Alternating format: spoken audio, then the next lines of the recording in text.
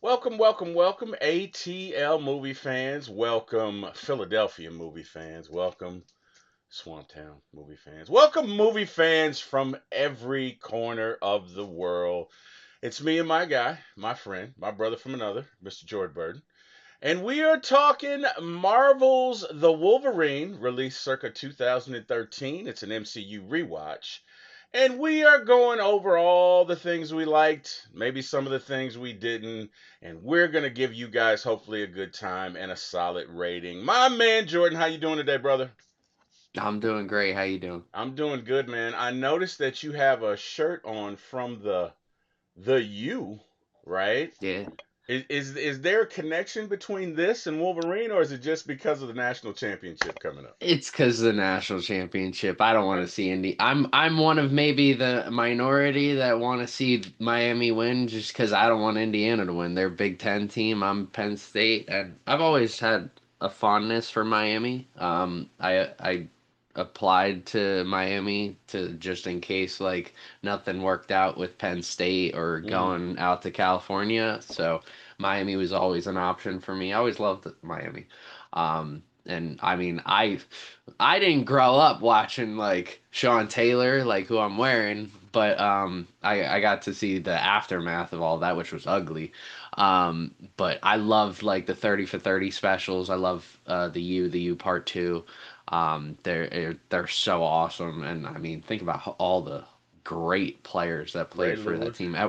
They had at one point their secondary had Ed Reed, Sean Taylor, and Antrell Roll. Like they had Ray Lewis, they had John Beeson, they had Calais Campbell, uh, Andre Johnson, Reggie Wayne, Michael Irvin, obviously earlier, um, Clinton Portis, Edgerrin James, Frank Gore, Jim Kelly before Jerome Brown before. Like there's legends. Greg Olson, Jeremy Shockey, Jimmy Graham.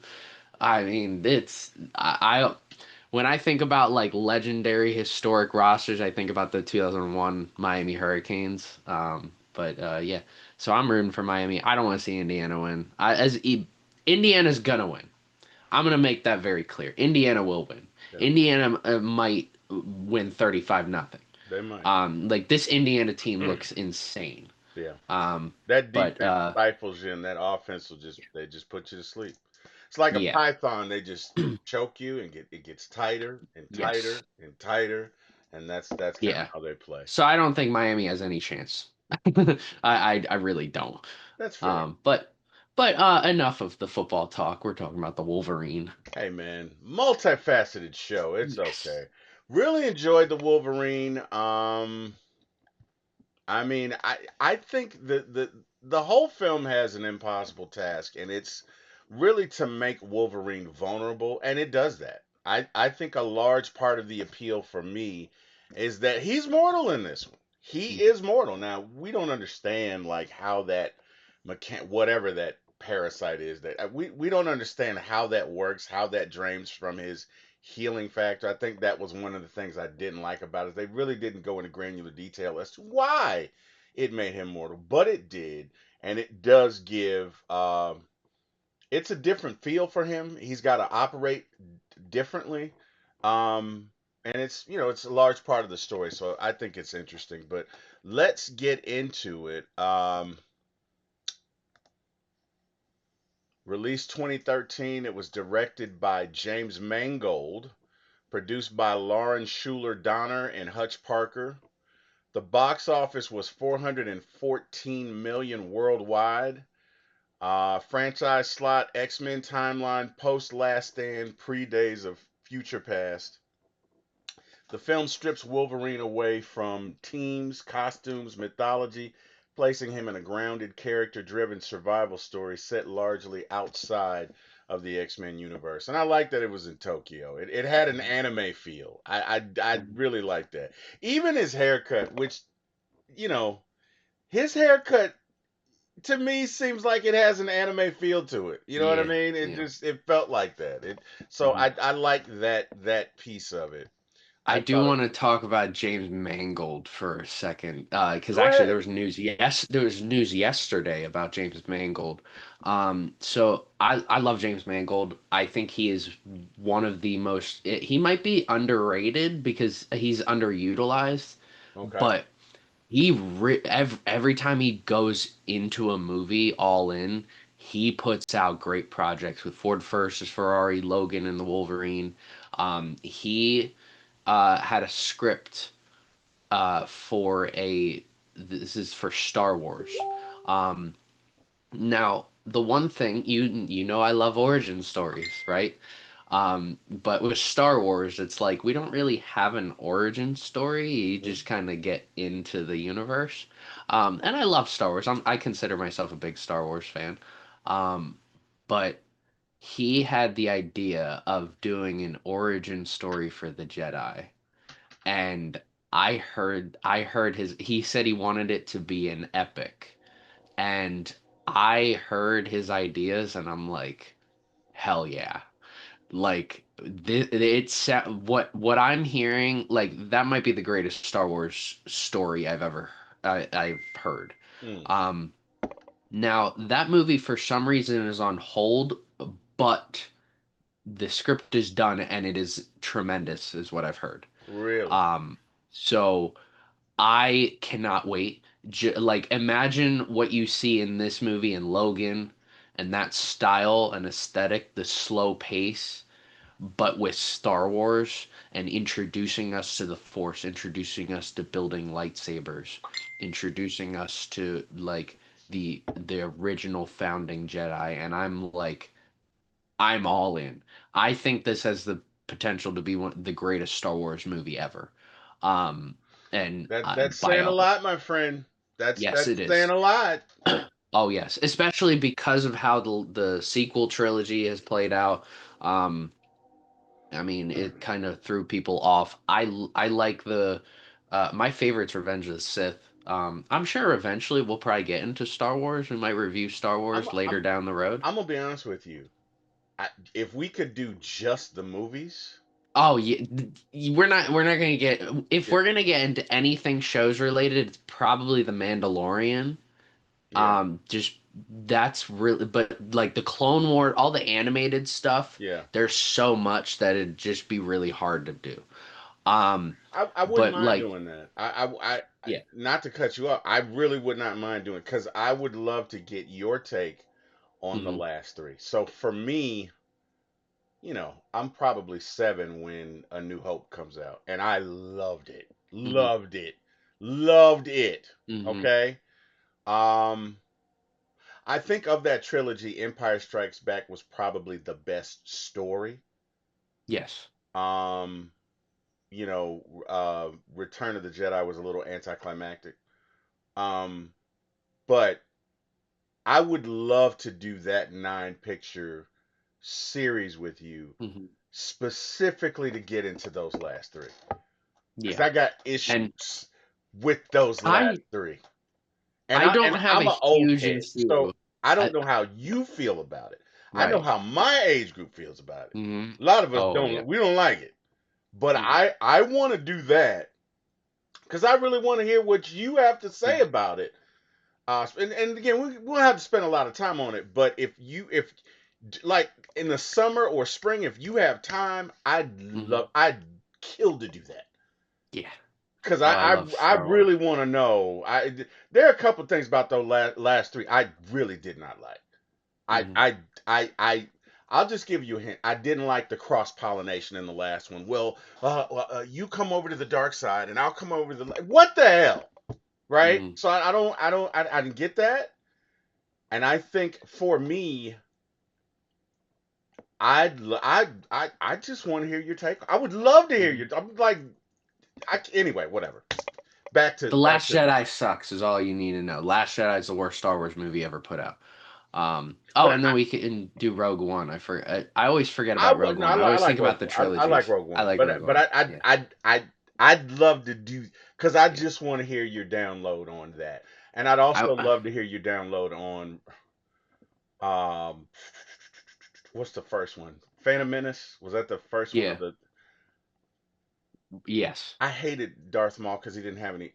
Well, I didn't hate him. Right. What I didn't like about him, they really didn't give me a reason to hate him Yeah. because he doesn't have any spoken parts, so you don't really, you Hmm. could tell it was done by George Lucas because it was mechanical and it was devoid of a lot of the themes and the forces needed for you to hate an antagonist. That's what, but anyway, whatever, we're getting way too deep in that. Just bear that in mind because I would Yeah. love to do that. But anyway, let's get to Logan. These people are here to Yeah. hear about the Wolverine. Logan lives in isolation, haunted by Jean Grey's death. He is brought to Japan by Yukio to say goodbye to Yoshida, a man Logan saved during World War II. I like the fact that this movie opens in World War II. I thought that was really cool. Hmm. I thought that was Hmm. really cool. And what Hmm. else I thought was cool was when he says, it's not funny.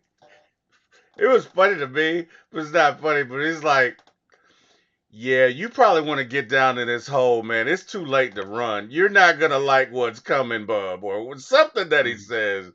But he's like, yeah, you need to get down in this hole, and of course, Yukio is a soldier, obviously a Japanese soldier. Obviously, Wolverine has been captured. I don't know how the hell you capture Wolverine.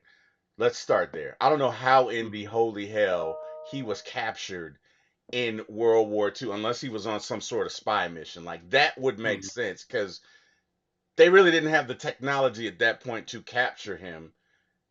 I know they have him down in this makeshift tank or whatever, but if he wanted to, he could easily get out of there. So I didn't understand that, but whatever, it's fine.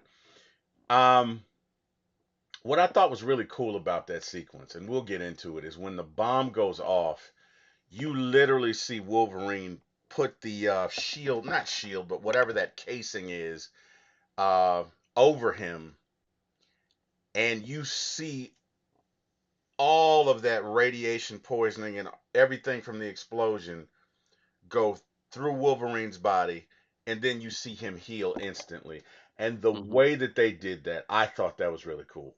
That was, to me, that was one of the better parts of that. I really enjoyed that. Hmm. Um, but anyway, Now, go ahead. did now though I love this opening. I love everything. I think this is one of my favorite openings to any X-Men movie. Hmm. Just because it gives us I love history and stuff like that, and it gives Yes, us you like a do. perspective of like the one issue that some people have with Oppenheimer was we didn't get to see the The actual explosion. bomb go off.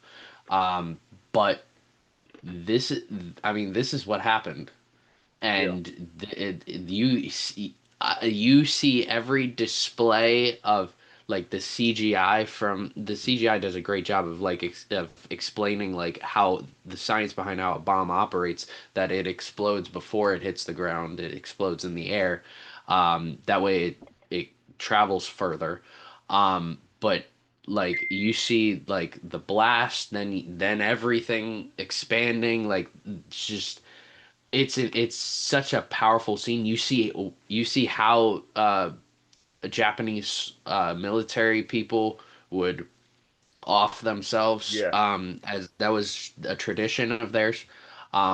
If they were gonna die in Yeah. battle, Is that's how they would do is it. that a samurai tradition or is that a cultural thing within Borrowed. It's Japanese? borrowed from samurai. Okay. It's borrowed from them. Yeah. Okay. Like they borrowed it from samurai into Japanese military. That Yeah. it's a tradition now. But I don't know if they still do that now. I just know historically during that time they did. But the one part of this that every time that someone pointed it out to me, and I can't ever look at this scene different. I can't look at this scene the same way, is when the radiation hits Logan and you see all of that, like his body's just like mangled and stuff, but his pants are fine. Right. Right. Right. his Right. pants, Right. it's like the Right. Incredible Hulk Like the Hulk. when the Exactly. yes, Exactly. yes. And Exactly. I'm like, ah crap. Every time I watch this They now, I'm just like, ruined it ah crap. because he should have been Yeah. butt naked. But I mean, I wouldn't want to Yeah. see that. But I yeah. mean, they could have shot it in a way that you didn't need to see his lower Right. body. That Right. way it left like you didn't that way you didn't need to know if he had pants Yeah, or not. Like yeah, I mean, I don't care. Like it doesn't matter a whole ton to me because I kind of overlooked it because I'm yeah, not looking at a man's pants. But once someone mentioned it, I'm like, crap, I hate you so much. yeah. But otherwise, like, and they did a great job of like the aftermath of that. Logan's like, you need to wait like because there's still radiation in the air. You can still get radiation Right, poisoning. right. That's how a lot of cancer starts from people that end up surviving and they don't live very long because they get cancer from radiation. Poisoning. Um, so you, so he's like, wait, it's not safe.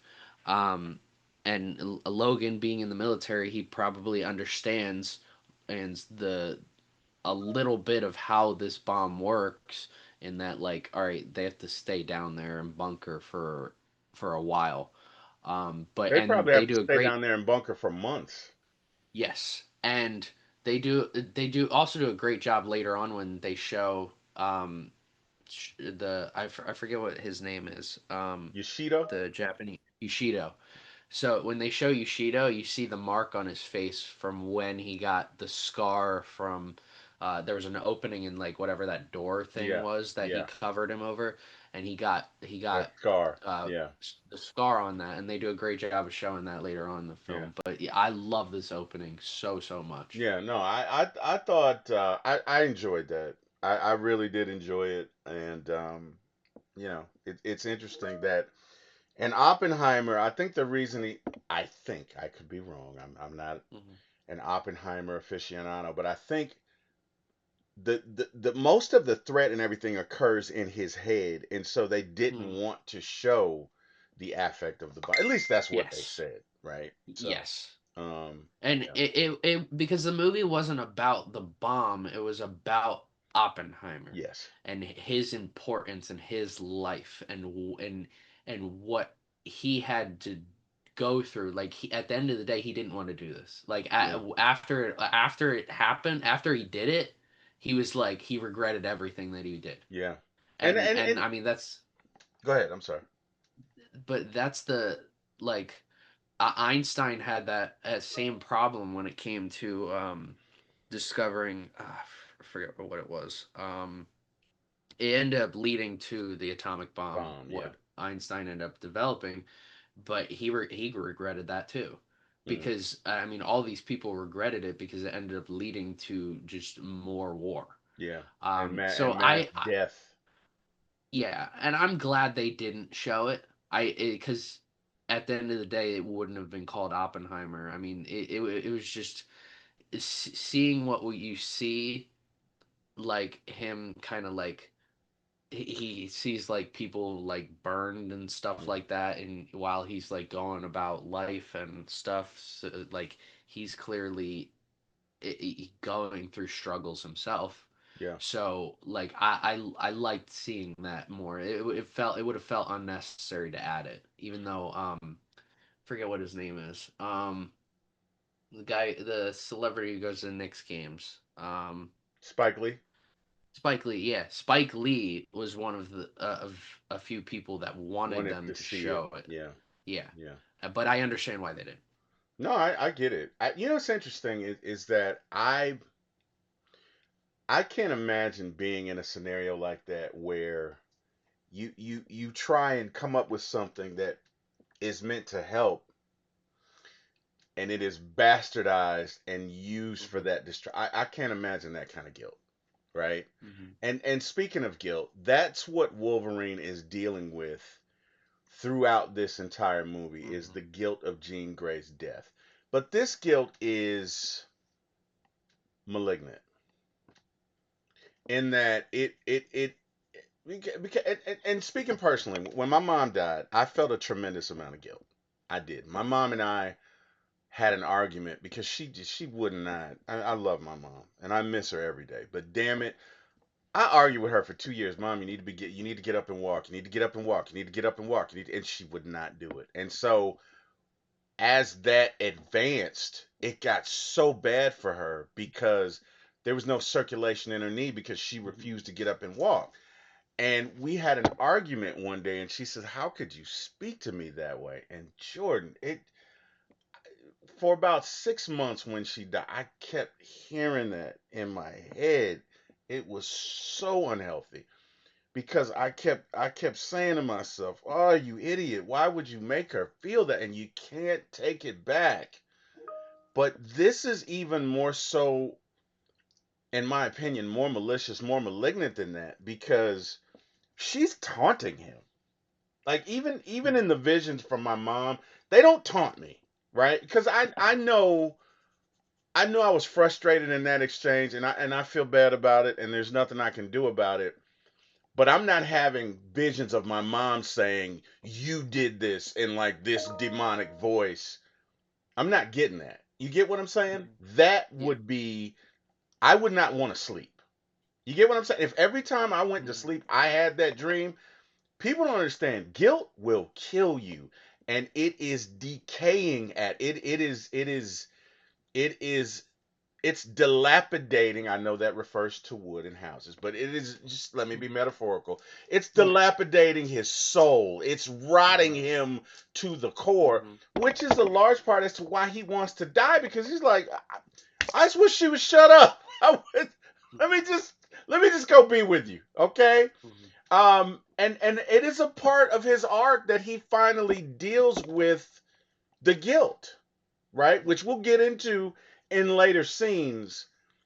But I thought that having gone through that, that is so spot on, George. Mhm. That is spot on. That let Mhm. me tell you something.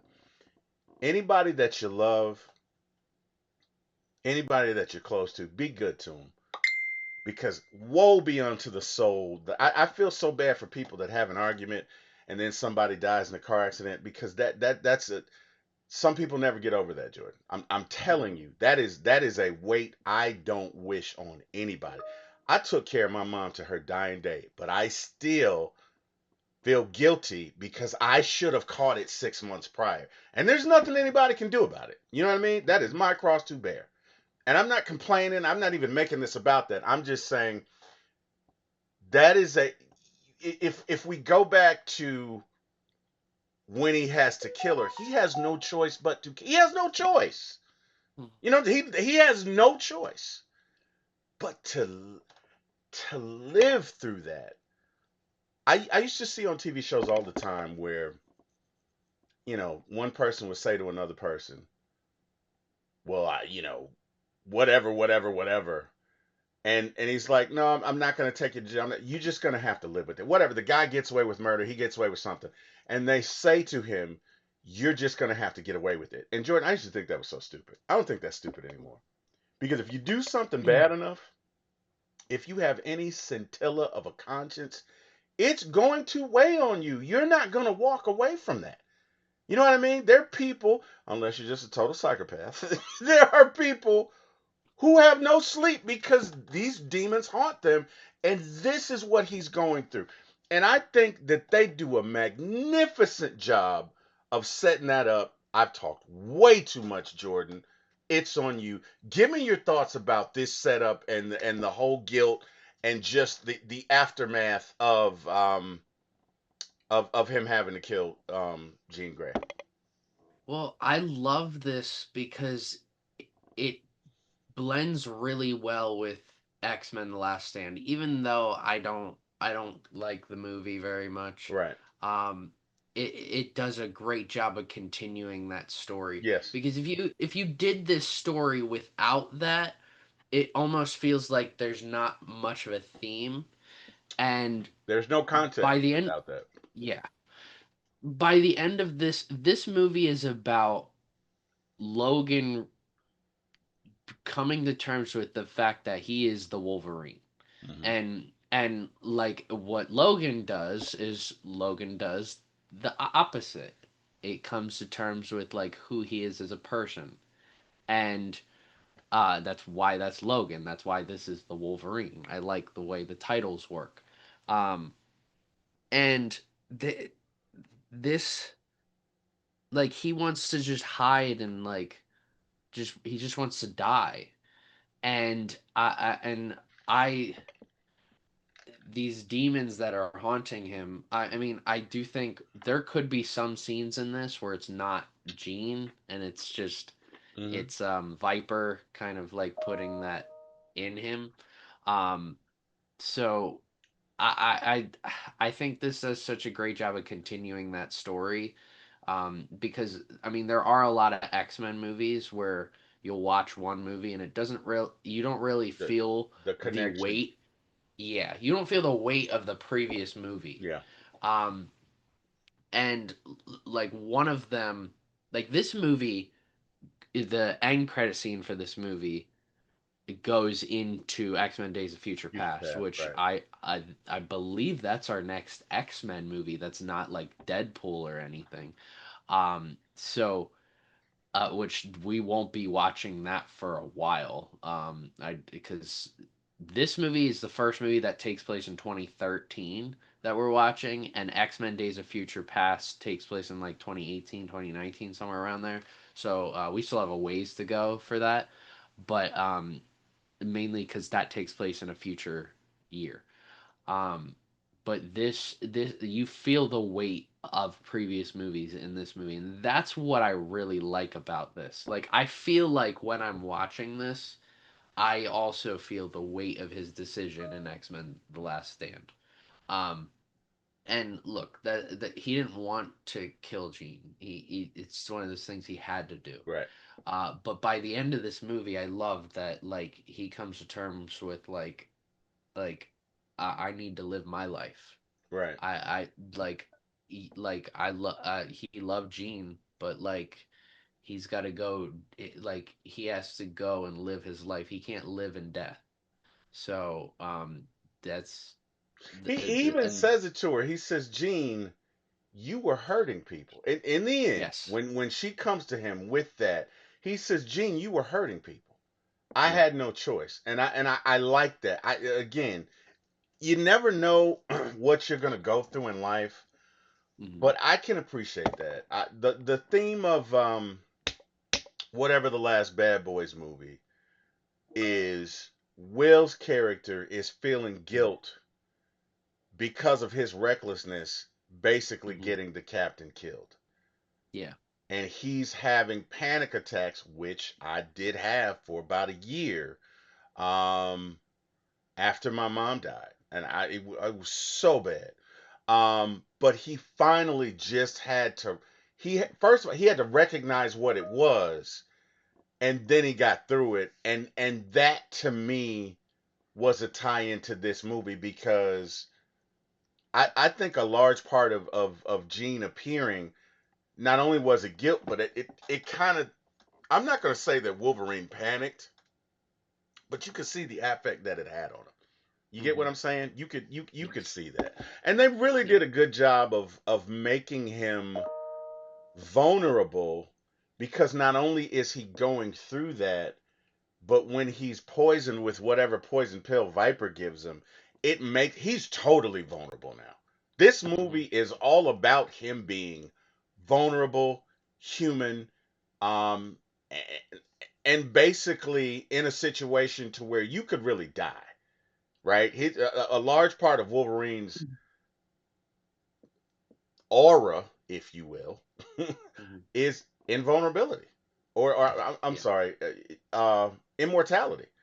And he's yes, very mortal in this movie. And the way it comes about when he gets shot and he's like, "Oh shit," you know what I mean? He's like, hmm "Wait a minute, what's going on?"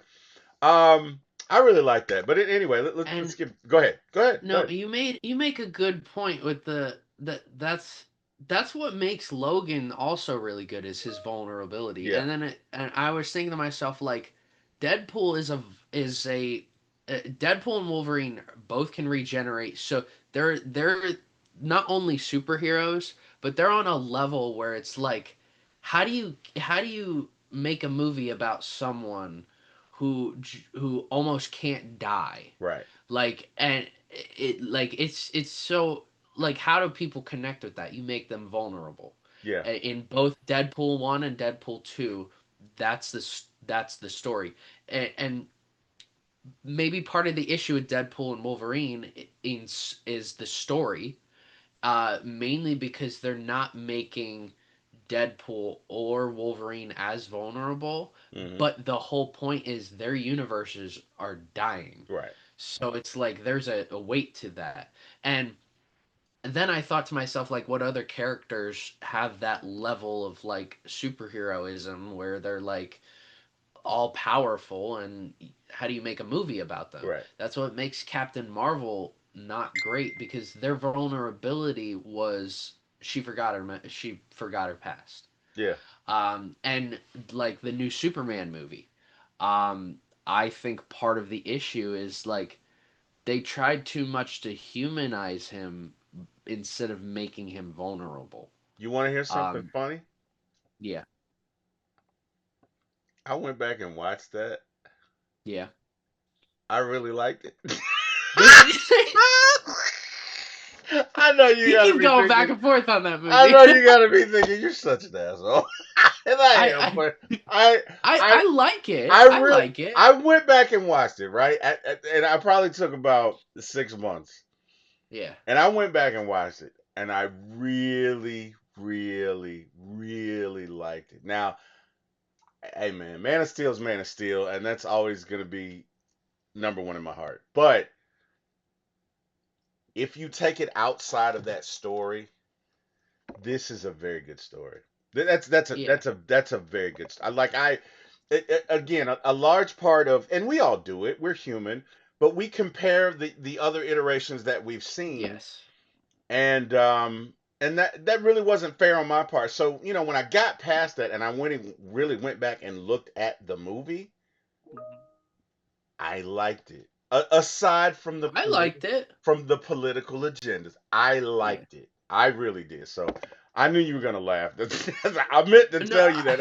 I went back and watched it like a month ago, and I was like, oh, I don't even want to tell Jordan this because he's gonna I laugh. mean, no, I like it. I mean, I think maybe I liked it more than you did. You did, but I'm saying like Yeah. I liked it a lot more when I watched it.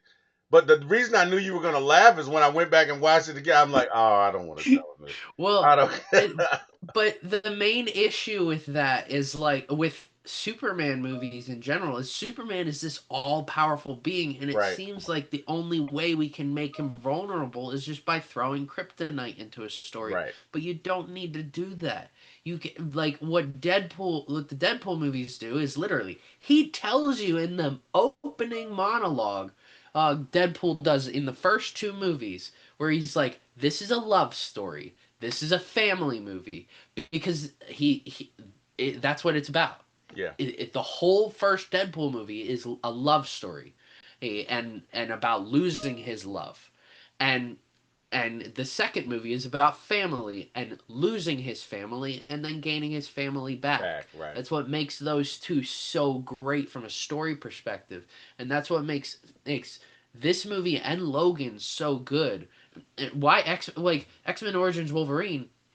They did they tried to by killing off his like love interest, but you didn't even kill her off, and like you didn't feel any sort of emotional weight.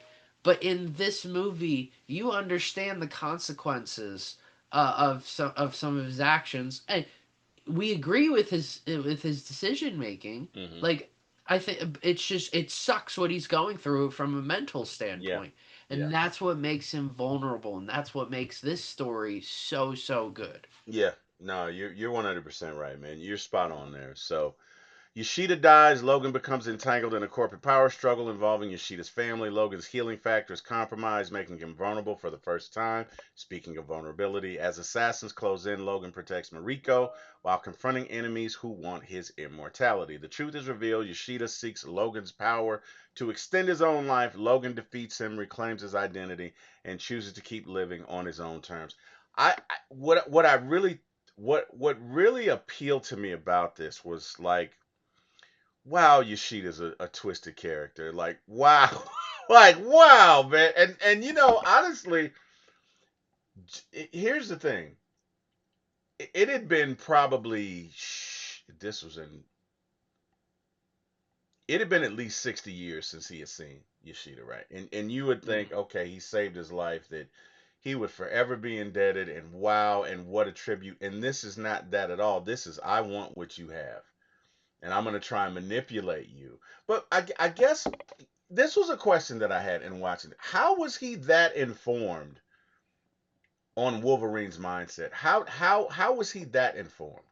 How did he know that he didn't? How did he know that he wanted to die? Like, that's what I didn't understand. I think just generally speaking, we're talking about and some people have this mindset when you that they don't want to live forever because like think about all that you go through Everybody that, with well, living everybody that's forever. died and all Yeah. their loved ones. That's Yeah. And like Logan's already been around since the 1800s and like I'm sure from general standpoint he wasn't probably thinking about Gene and like what he's going through mentally in this hmm current state, but hmm just in generally speaking like I can give you a way out. And that's the one thing maybe I thought about. Or could it be that in their initial encounter, Wolverine would have already been 100 plus years old? Maybe he wanted to die then. Maybe Yeah. there was a conversation. Because to me, I'm like, you weren't.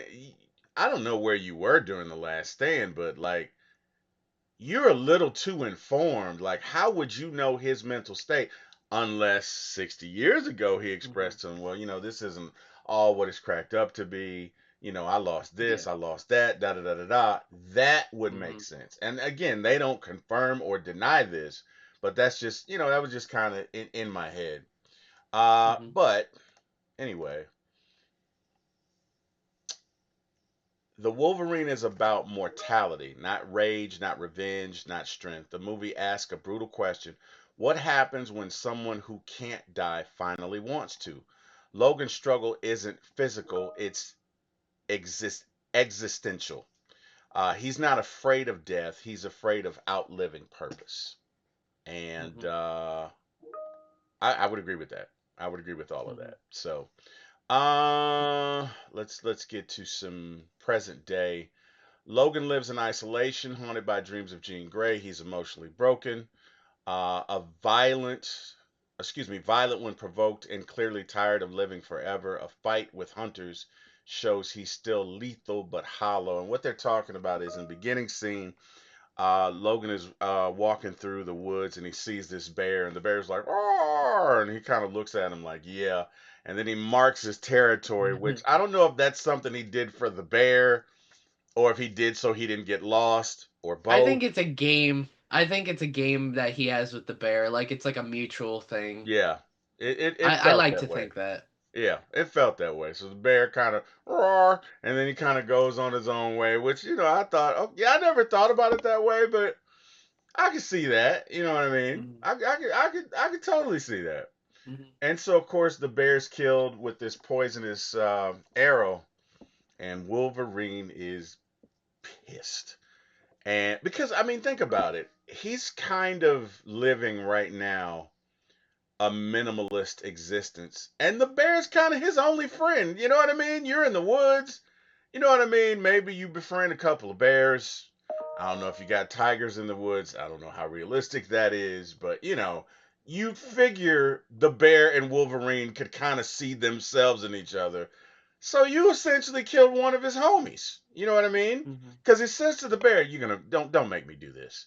And the bear's like, "Roar," which I believe was, "Please go ahead and kill me," if we interpret it. And Hmm. he does it, and he didn't want to, and he says, walks in, and this guy's telling he's clearly telling a lie. And yeah, he did this and did that, and he killed this guy, he took him out. And Wolverine says, "Yeah, man, I'd like to buy him a drink." And he sticks the poisonous dart in his hand because he's pissed. And he says, "You're the guy who shot him with the poisonous arrow and then didn't have the stones to go and find him and put him out of his misery." And he's clearly pissed. And at this point, he meets Yukio. Hmm. And, she makes her point in not necessarily defending Wolverine, because if he wanted to, he could have taken out the entire bar. But I think she does it just to kind of show her allegiance with him.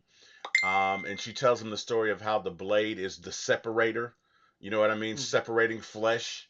And she puts on this display, which I thought was pretty cool. You know what I mean? Yeah. She chops up the stool and cuts a beer bottle in half, and I thought it was pretty cool the way she did it. But Mhm. and then she says to him, "Don't worry about these two. They're gonna die in a truck a week from now, or something like that." Mhm. And so we see that her power is to see the deaths of people in advance. Um, Talk about your feeling in this scene, in the bar scene. It's so cool because I mean when it comes to Wolverine it feels like always need a bar scene somewhere. I don't I never we thought don't get about that, but you're right. You're we don't right. get that in Logan, but that's the only thing Logan doesn't have is Logan doesn't have a bar scene. But yeah, I mean, oh, actually, no, it does. They do. He does have a bar scene.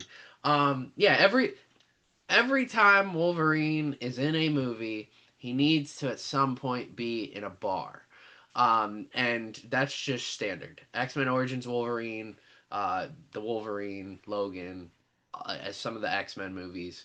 X Um, Men, the first X Men, first yes, class. He's in the X bar scene because he tells him to f off. So Yeah. that was funny. Yeah. That And he had two lines in that movie. F off. Anyway, I'm sorry. Go ahead. um so he I like this scene a lot. I like Yukio's character a lot. And Yeah, me too. I know they sort of recasted her with Deadpool and Deadpool 2 to be Negasonic Teenage Warhead's girlfriend. Which I like that Yukio. I think she's sweet, but really like this Yukio a Hmm. lot. It kind of she fits the vibe of this movie a lot, and I Hmm. really care for her character. Hmm. Or like she's just like she's clearly been through a lot, and she's just trying to help her family. Hmm. And um, but and I mean she's to see the death of like everybody, like how everybody dies. That's sad, but I think she goes about it in like a very The calm best way and like possible. Yeah. yeah. Yeah. Um, and I love what she does with the sword. I love all movies or shows that have a sword, and as soon as the sword clicks into its case, everything separates and breaks. I think it's a I don't know why it's satisfying to me in my brain. It was very Like as well soon as done. It was yes perfectly timed. yes. Yeah. So I really like that. I like how it's there's not many characters that can calm Wolverine down and be like, "Hey, they're not worth it." And in this moment, she's like, like she flat out tells him they're gonna die in a week, and like he's probably like, "What? What do you mean they're gonna? That's oddly specific. In a car crash, three of the four of them are gonna die in a Yeah. car accident in a week. That's that's very specific." But yeah, I like this scene a lot. And I like how she convinces him to go to Japan. That's like oh, I mean, what else are you doing? Like what do you got to do right now? You got any plans for the next week? No. And he's like, oh, one day. And she's like, all right. Like, I like it. It's I like their dynamic a lot, and I I did wish too. we got I more of did it. too. I did too. Um, there was rumors that this version of Yukio is going to show up in Deadpool and Wolverine. I actually I accidentally watched an old YouTube video that someone was going through some of the news and stuff from Deadpool and Wolverine before Deadpool and Wolverine came out, and that was one of the things that was rumored she was going to be in the movie. I don't know what her role would have been, Hmm. but I don't think she fits well with that Wolverine and Deadpool and Wolverine all that Hmm. well because that Wolverine's kind of just trying to find himself in a very different way than this Wolverine. This Wolverine is going through mental crisis Hmm. stuff. Hmm. That Wolverine is an alcoholic and yeah, he's going through stuff, but not in the same way. Yeah. Um, and I also don't think she fits like in with Deadpool and stuff. Like I don't know how the dialogue would be Yeah, I with don't know how Deadpool that. Yeah, stuff. you're right about that. Um, I don't know how but that would I mesh. like this character. If I would love to, like, if they showed her in Secret Wars or Doomsday with Wolverine, I'd be like, yeah, I like her. Hmm. Okay. So just from a character arc perspective, Logan Wolverine stripped of his invisibility, forced him to be vulnerable. The version of Logan fights pain instead of embracing it. The arc isn't becoming stronger; it's choosing to keep going, and that's true. And I think a large part, like you said, a large part of his character arc is accepting who he is, where he is, and what he's done, and making Mm-hmm. his peace with the fact that, yeah, I killed Gene, but I had to. I had no choice.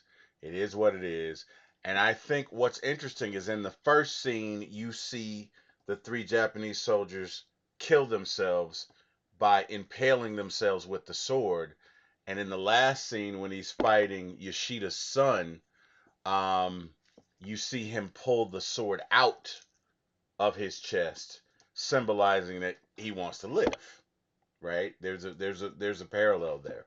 Mm-hmm. Mariko Yoshida, a symbol of honor, restraint, legacy. She represents a life rooted in tradition, something Logan lacks. Yukio, not a sidekick but a mirror. She sees Logan's death before he does and refuses to let him surrender to it. And Ichiro Yoshida, the Silver Samurai, fear of death made flesh, a man who mistakes survival for meaning. Um, yeah, I thought that was kind of a You know what's interesting? uh-huh. So Yukio explains Logan's death. I don't know if you caught this. That he's lying on his back with his heart in his hand. Mhm. That's what she says, right? Word for word. Mhm. And that's how he dies in Logan. He's on his back, and in his hand, he's holding the hand of his daughter, his heart. Oh, wow. Yeah. Damn. You ever think about that? That's I know it I goes did deeper. It not goes until it's like, now. whoa. Wow. Yeah. Wow. Damn. Yeah. Now I got to go It watch makes Logan. it, Now makes just cuz you Logan said that. so much Logan's already great.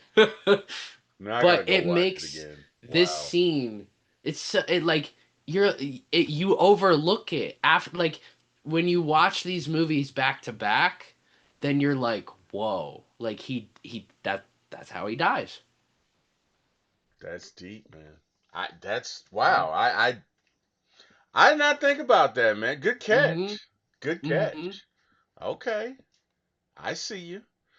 And it's not even nighttime, and you look at you, you're showing out. Who knew? Okay. Old Long debt. night. It's still nighttime for me. There you go. I get it. I get it. Setting Japan. Logan meets Yoshida, now a powerful industrialist. Yoshida offers Logan a deal. Transfer his healing factor so Logan can live a normal mortal life while Yoshida survives. Logan refuses. That night, Yoshida dies, or so it seems. Why it matters, set up for the moral dilemma of immortality, plants seeds of deception, and it does. Introduces Japan as a place of honor, tradition, and hidden warfare. And next, we get to my favorite scene of this movie, or one of them, and that is the bullet train. Uh, really enjoyed this fight on the like the way that they did that was just pure genius, just pure genius. Uh, I don't know how realistic it is, but of course, how realistic is it for someone to have adamantium claws? So anyway, which is another thing, and I was curious to this Mm-hmm. if his bones were grafted with adamantium, Mm-hmm. wouldn't they grow back metal? Um, I've always been curious how, and I actually want to get this book. There's a book on the atomic structure of Marvel characters, and I'm very curious how Wolverine's bones in general like operate. Because I don't know all that much. I mean, like I know like he can heal quickly and stuff, but how does that work with bones and the adamantium?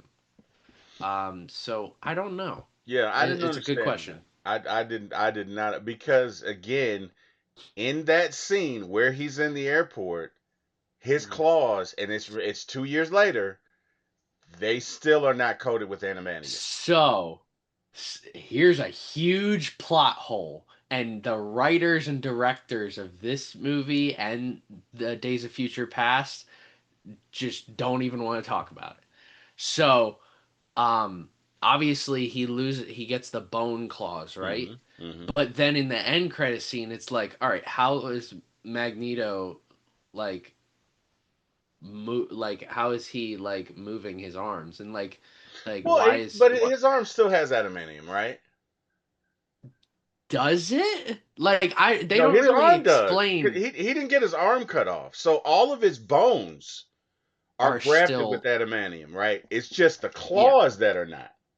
So hear me out with this. Okay. Then in Days of Future Past, he's got metal claws, and which it's the follow up to this. Yes, it's years later, and but the question everybody has is how did he go from Yes. getting the bone claws back to Yes. then suddenly as adamantium?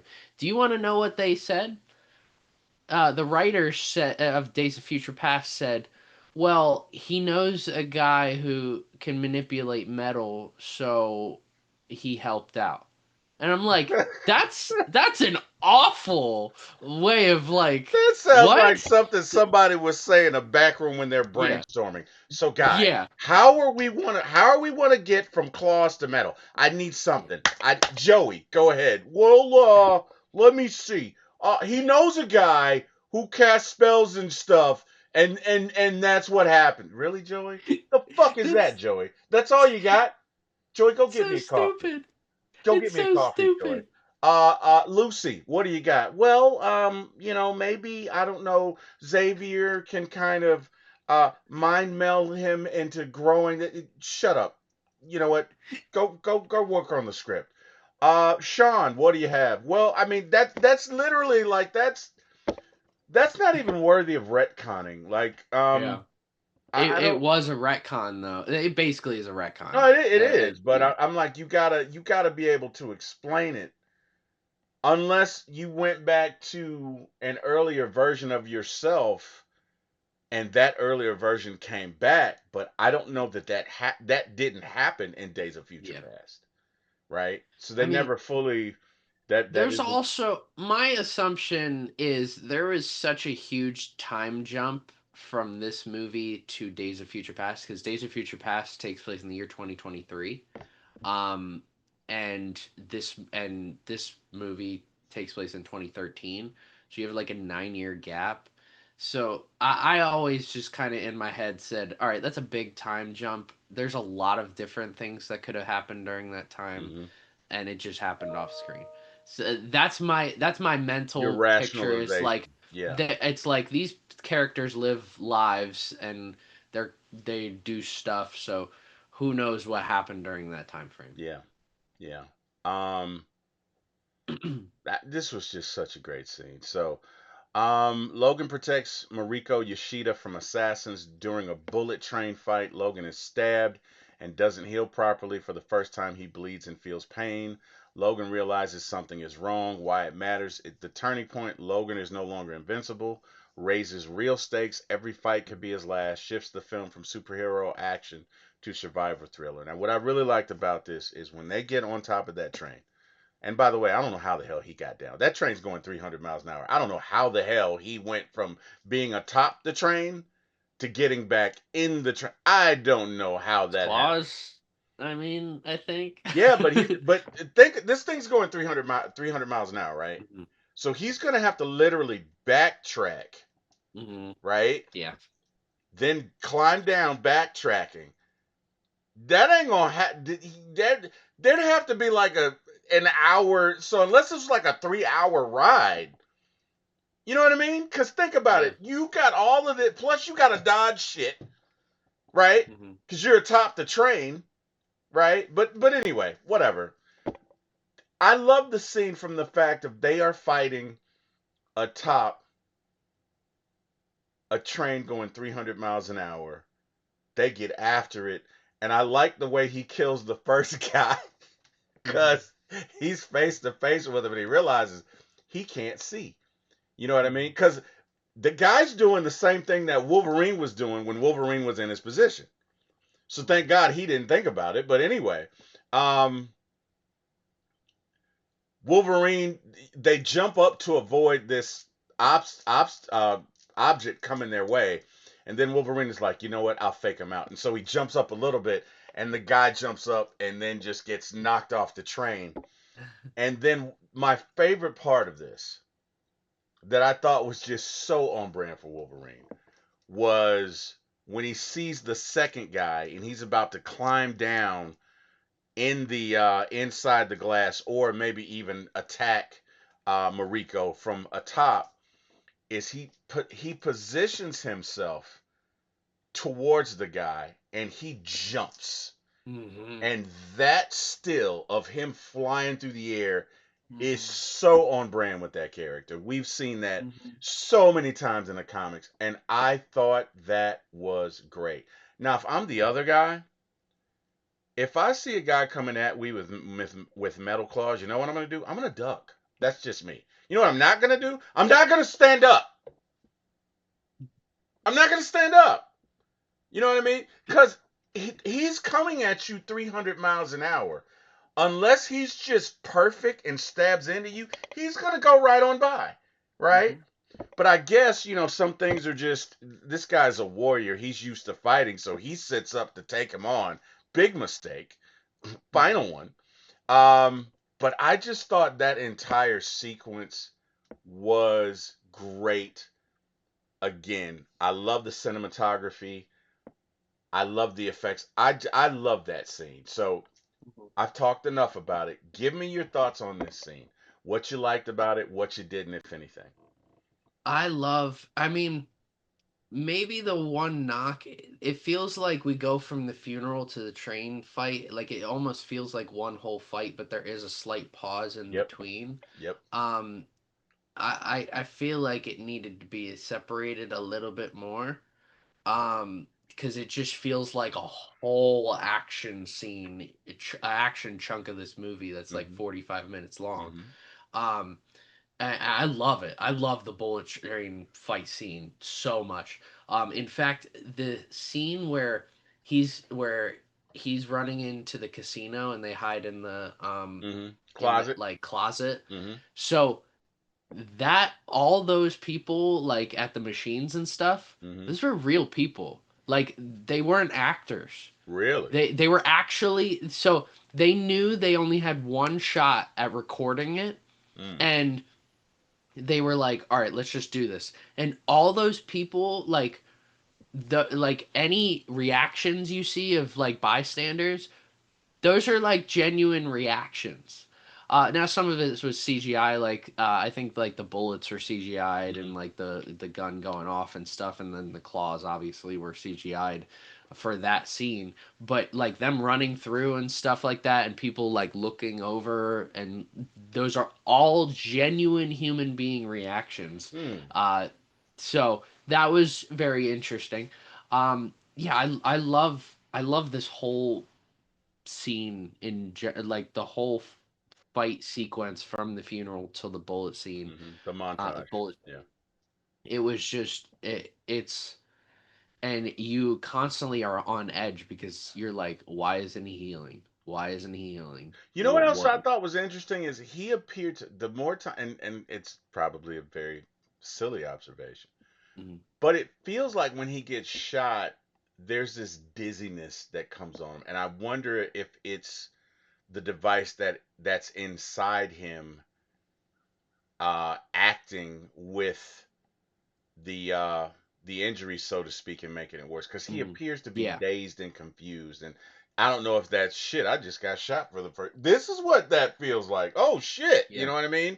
Or if Mhm. it's literally that anytime he gets impaled or his flesh is penetrated, Mhm. pause, that that it acts as an agent. Like I don't know, but there are a couple of things going on. So he gets shot and then he's dizzy, right? And then he's dazed and confused, and we see that, and I'm like, what's going on? The other thing I really liked about it is he keeps whooping ass. He keeps fighting. Like Mhm. he does not. He literally takes out about 30 guys during this entire montage of bullets and blood. He's still whooping ass, and I thought it was great. But I'm just wondering if that is a part of the device that she implanted in him. So my interpretation has been so Wolverine feels the pain. Like anytime he gets shot, anytime he gets stabbed, anytime he gets hurt, he feels all of that pain. Um he just obviously it heals, so he doesn't feel that pain for too long. Um my interpretation was like he's been shot so many times that he gets used to it now. Hmm. He gets so used to it, but in this moment that day's feeling was like his body reacting to that in the natural way, and he's like, oh wait, what? Like his like it's like his mind kept telling him like, all right, you're getting shot, it's fine, you'll heal, it's fine. Like his brain got so used to that, Hmm. Hmm. then suddenly it switches and you get shot and Hmm. you can't heal, and your body's like, wait, I don't know this feeling, and it's that dazed and confused feeling. It's like, oh, and then obviously when they were like hitting him across the head with, I think it was a bat, or I don't know what Hmm. they were using, like in general I was kind of like picturing like I don't know, football players when they get concussions. Okay. Like I've gotten a concussion, and like I my first concussion, I've had two concussions. My first concussion, I remember seeing stars. It was a dark, cloudy day that day, and Hmm. suddenly sun was shining. That was my first concussion. My second concussion wasn't as bad, but that first concussion, I don't remember that month. I have a great memory. I can remember a lot of things. Yes, you That can. month of my life, I don't remember. I don't remember after I got home that day, Mm. all the way to whenever I went to the hospital, and I don't even remember all of that.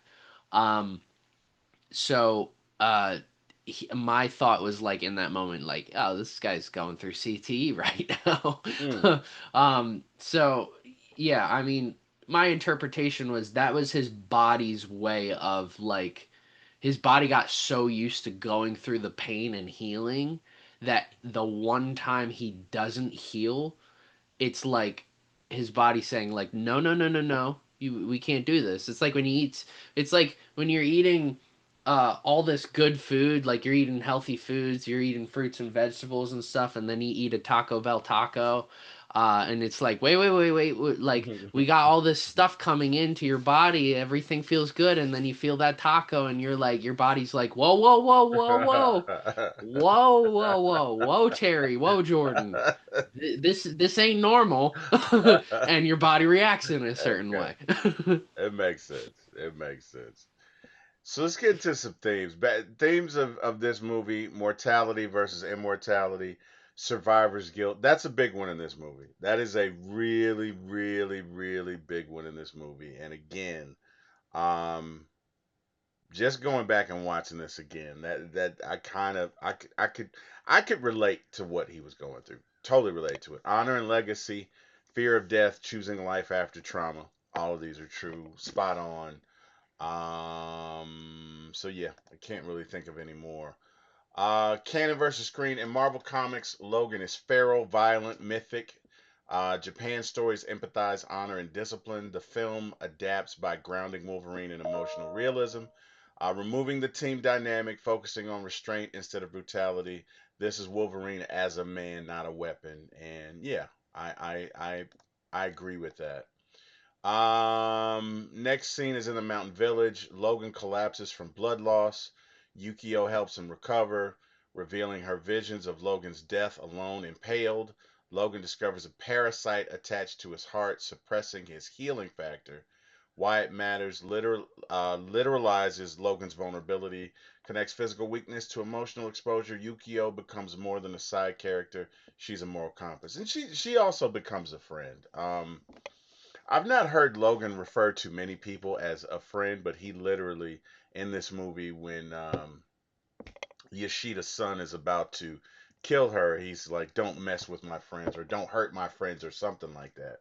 But that was significant because I don't know that I've heard him call anybody a friend. Mhm. You know what I mean? So that had, and not that he doesn't have friends. I just don't recall him saying the words, right? So that was big for me. Um, yeah, that was I that. will say this, the scene with the parasite and him getting it Hmm. out. The first time I saw that, I was just constantly on the edge of my seat, and I just I don't remember my first time seeing this movie because the first time I saw this movie, I was just like, it was okay. But I, as I get older, or I'm like learning more about film itself, and I'm like, this is such a great film. Um, and I think part of the reason I didn't care for it when I first saw it was it took Wolverine out of his natural habitat and went to Tokyo. Like it Hmm. just it felt I think my first reaction was like, didn't we do this with Teenage Mutant Ninja Turtles 3? Like that was my first reaction. Hmm. And but since then I'm like, no, this fits so well. But I yeah, seeing that scene and every time I see that scene I'm like, "Oh my gosh, I can't believe this dude's going to do this." And I mean, he does flatline.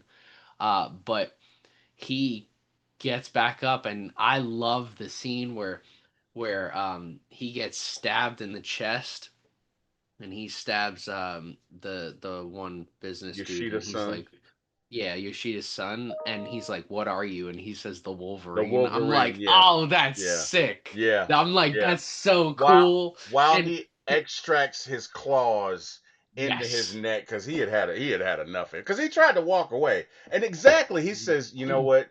You tried to kill your daughter. Live with it, right?" hmm And he's such a coward. hmm Anyway. Go ahead. You about to say something? Go ahead. I don't want you to lose your thought. well, in the FX, so FX would play this movie all the time in like the 2016 to like Hmm. 2018, 2019. They probably still do now. I don't really watch too much cable unless I'm watching like sports. Hmm. Um, and every time they would always end the like they would have like a preview that's like previewing like the Wolverine's going to be on Thursday night at 8 p.m. And they would always end it with that scene where he's like, "What are you, the Wolverine?" And they'd be like, "The Wolverine" in premiering on Thursday at 8 p.m. And I was like I was so they did just such a great job of marketing this Hmm. movie afterwards Hmm. after it had already released. Hmm. And in that they would also have the bullet scene where he's like flying across Oh and yeah. stabbing the dude. And this movie has just so many great scenes and it's so great, it's written so well. Hmm. um and it keeps you on the edge of your seat for so much of this movie because you care about these characters because they're going through so much. Hmm. And it's this mortality, that the literal theme of this movie, that you're constantly on edge because you know there's a lot at stake for these people for Wolverine. And yeah, that the parasite scene, like seeing the X-ray of him, like if they didn't show the X-ray of him trying to go and get the thing out, Hmm. I don't think we would have full. I think we would have just been like, oh, that's kind of gross looking. But like seeing him dig through the X-ray, it's like, oh no, like this looks uncomfortable. I'm surprised neither he or Tony Stark got infections because neither one of them put on gloves when they went inside their chests to do that. True. You know what I True. mean? I'm like, what the hell are you? And then the other thing I was like, I pray to God your claws don't. This is the wrong time.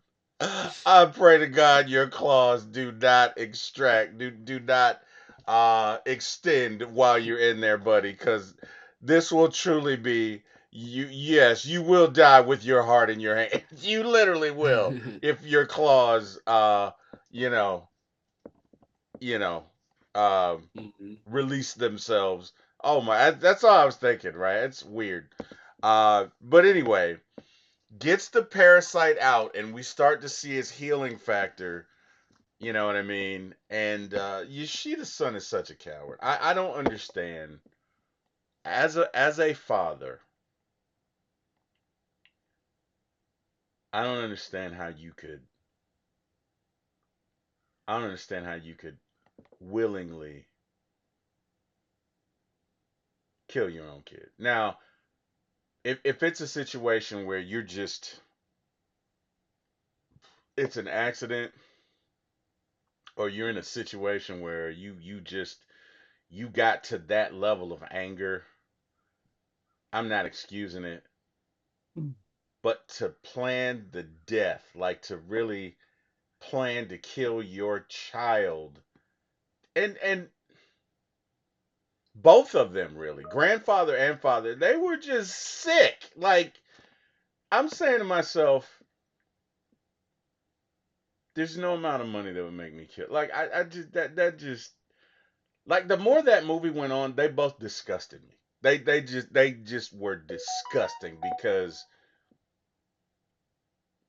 you do this for your kids. You that's your legacy. That's you when you go on to wherever you're going to go. And there's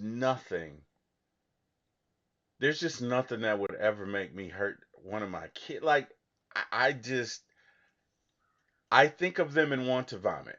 Like the more this movie went on and the more the plot was revealed, the more detestable they became. Cause you did all of this because you wanted your father's company. Like you're gonna kill your daughter, who's beautiful by the way, and innocent, and not bothering anybody. You're gonna kill your daughter because of ambition.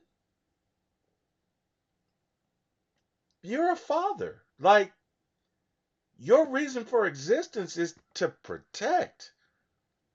And if I can't protect my children, I'm damn sure not gonna hurt them. I mean, I just he just disgusted me. And let me tell you, it was on brand for him because Wolverine says you tried to kill your daughter, live with that, and he turns his back to him. And I hate guys that just don't have the stones to kill you facing you. They gotta they gotta take their final shot while your back is turned. That's a special kind of coward. You know what I mean? So I liked it when he stabbed him and he's like, "Who are you?" And he's like, "The Wolverine," and his claw. And I'm like, "You deserve. If anybody deserved to die like that, you did, bud. You got your just rewards. You really did." But anyway, whatever. Talk about that scene and just your thoughts on it. I mean, it's shot in such a cool way with Yeah. the dark. It's so cool, and this movie's PG-13, but they could have easily made this rated R. They might have pushed for this movie to be rated R too, Hmm. but I mean, there are scenes where I'm like, yeah, I could You see can see this that. Yeah. easily be like you can see this being the the groundwork for Logan so much, Yeah. um, and like I can't wait for us to get to Logan because it's such a that I mean people argue that's the greatest comic book film ever, and I can't wait to get to that. Uh, this scene, I mean, S- I never cared. I never cared for the Yoshida's son all that much. Um, I mean, we were meant to hate him, mhm. so he goes in a brutal death. So we're like we're satisfied with. Yeah. Uh, The we wouldn't have carnage. been satisfied. Yeah, we wouldn't have been satisfied if he walked away and he was still alive, Yeah. or he Th- died off screen. We needed to see a brutal way to yeah. kill him because we truly hated him. Yeah. This movie reminded me of feudal Japan. As a matter of fact, they refer to it, and when he's talking about the Black Ninja Clan and the lineage with his family in the painting. Hmm. It reminded me of that with just some of the death scenes. And you're right, the way he met his end. So, but anyway, go ahead. I'm sorry. Hmm. No, no. I mean, yeah, I love the scene when he when he stabs him and he's like, "What are you, the Wolverine?" That's I'm like, yeah. I also I think it's funny. So if you ever seen an episode of Family Guy where Peter Griffin's in the movie theater and he's like, Roadhouse. "Oh, he said the thing. He said the thing." And any time now that a movie or show says the title of the movie in it, I'm like, oh, they said the He thing. said the And thing. I'll like if I'm watching it with someone, I'll be like, they said the thing. So anytime so when that scene happened, I rewatched it yesterday. When that scene happened, I'm like, he said the He thing. said the thing. He said it. My favorite episode from Family Guy is Roadhouse. Like that was, Roadhouse. and I don't know why it was so funny, but I literally laughed to like tears. Like that, and then there's a Cleveland Brown episode where they make a meme out of something he did, and it was so funny. But anyway, yeah. So anyway, of course, Wolverine has to go save Mariko, and he goes into the snowy countryside. Logan uncovers multiple betrayals. Viper, a mutant biochemist who you really don't like, is manipulating events. Shinjin, Mariko's father, plans to kill her for power. Logan kills Shinjin in a brutal, grounded fight, which we just referred to. Why it matters. Logan fights like a man, not a god. The film leans on samurai philosophy, power, greed, legacy collide, and that's true. And we kind of just discussed that, so we'll move on. Brown and yellow suit tees. Oh, you know what? Let's get into some Easter eggs. So the brown and yellow suit tees when he opens it up in the case. That was one. The Madripoor criminal aesthetic. The samurai code parallels local Logan's own ethics. Healing factor suppression foreshadows Logan. That's correct. Magneto and Professor X tag scene sets up Days of Future Past. World War II prologue contextualizes Logan's longevity. And Jean Grey visions represent unresolved trauma and guilt. And that is true.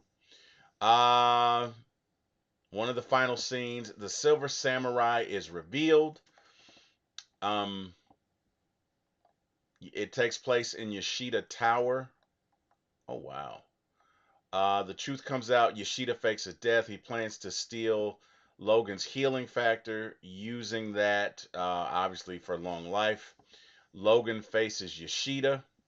Why it matters: immortality versus corruption. Logan rejects fear-driven survival, and Yoshida is revealed to not only to be deceptive and a traitor, but it's just disappointing because, dude, you gotta be like 70 plus, maybe in your 80s at this point.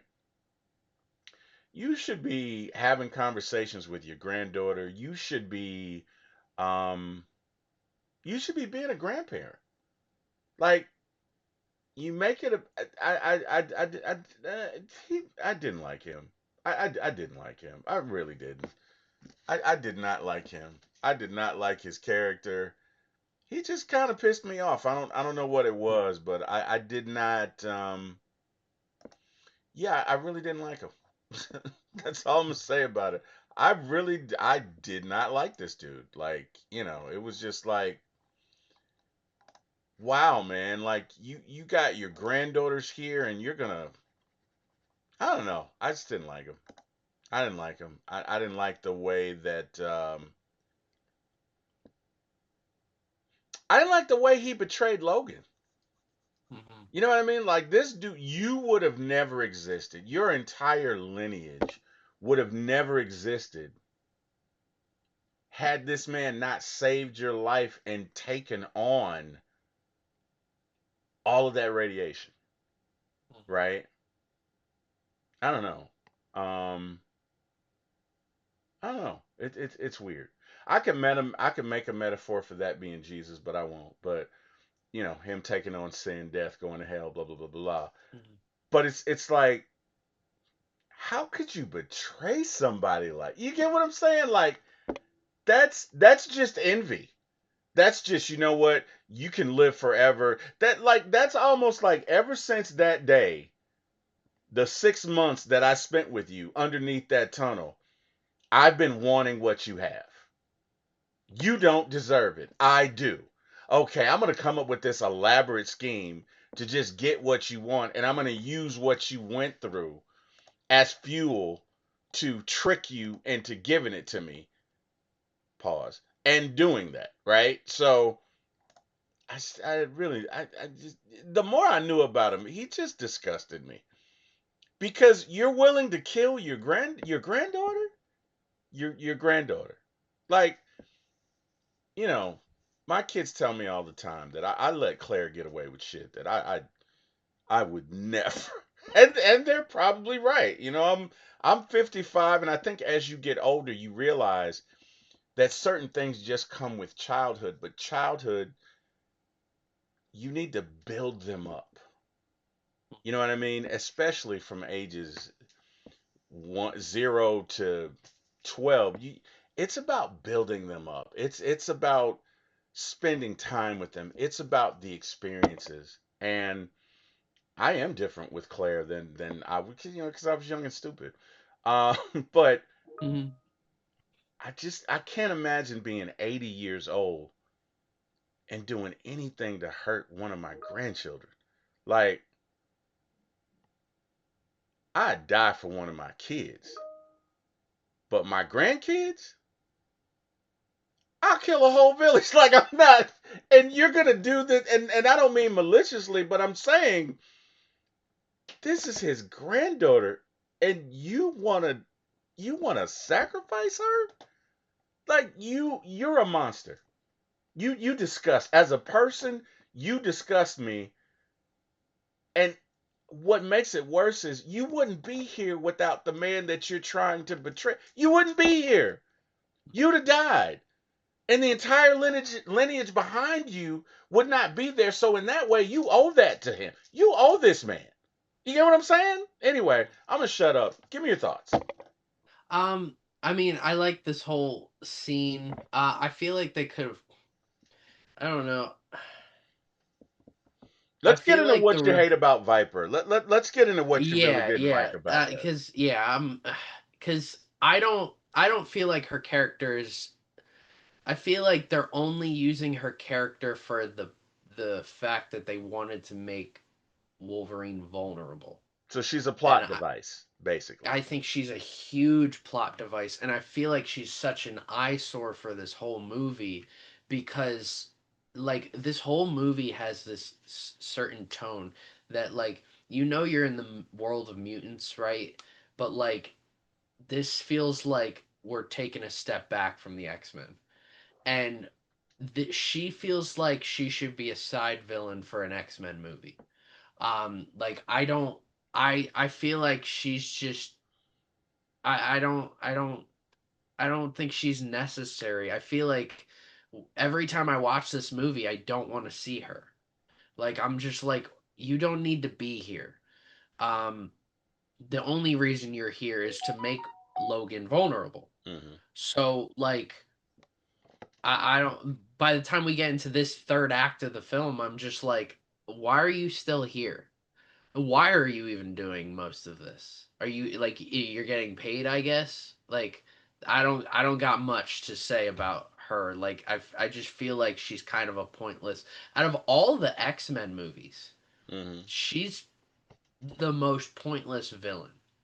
Um I just I don't see a reason to have her. Um So it wasn't Now, her performance. It wasn't that she no, felt a little no, it's mustache the twirly. character. Okay. The character should have not been in this movie. Okay. That's all. It had nothing to do. In fact, I don't really even. You could have replaced the actress with. I don't even know who the actress is that played her.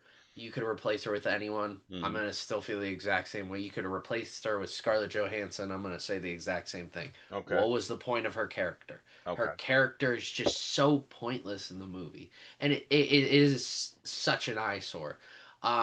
They do it a little bit in Logan too, with the clone variant of Wolverine in that movie. Okay. But they use it more for a metaphor in that movie, which is what I like. I like they don't just use him as a clone; they use him with a purpose. Hmm. But in this, it's like I don't have a purpose for this character. You could have written her out easily, easily. Like it would have taken a day to like on in writing the whole script. This would have taken a day, not even a day to write her completely out of the script. Hmm. Um, like I'm thinking to myself in the writers' room, they're like, all right, well we have to figure out a way to make Wolverine vulnerable. How are we going to do that? I'm sure they had a tough time figuring that out, Hmm. so they went and were like, let's introduce a side character. And I'm just like, I don't really care for this. I also think this was a way of like, um, um, having what the heck is her name? Yukio.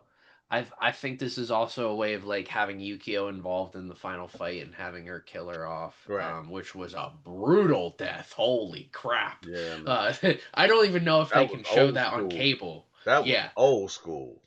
yeah. I liked it, but it was just wow. I Yeah. like I remember first watching this movie and I'm like, "Oh, okay. All right. I guess." That's one way to go out. But I guess that was sort of a way of getting Yukio involved in the final fight Hmm. scene too. Hmm. Just having her fight someone.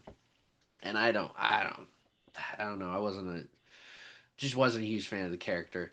And then Yoshida, um, I feel like they should have revealed him a little bit earlier that he was still alive. A little like in this scene. Hmm. A little earlier in the scene. Like when Wolverine is getting his was is already locked up, Hmm.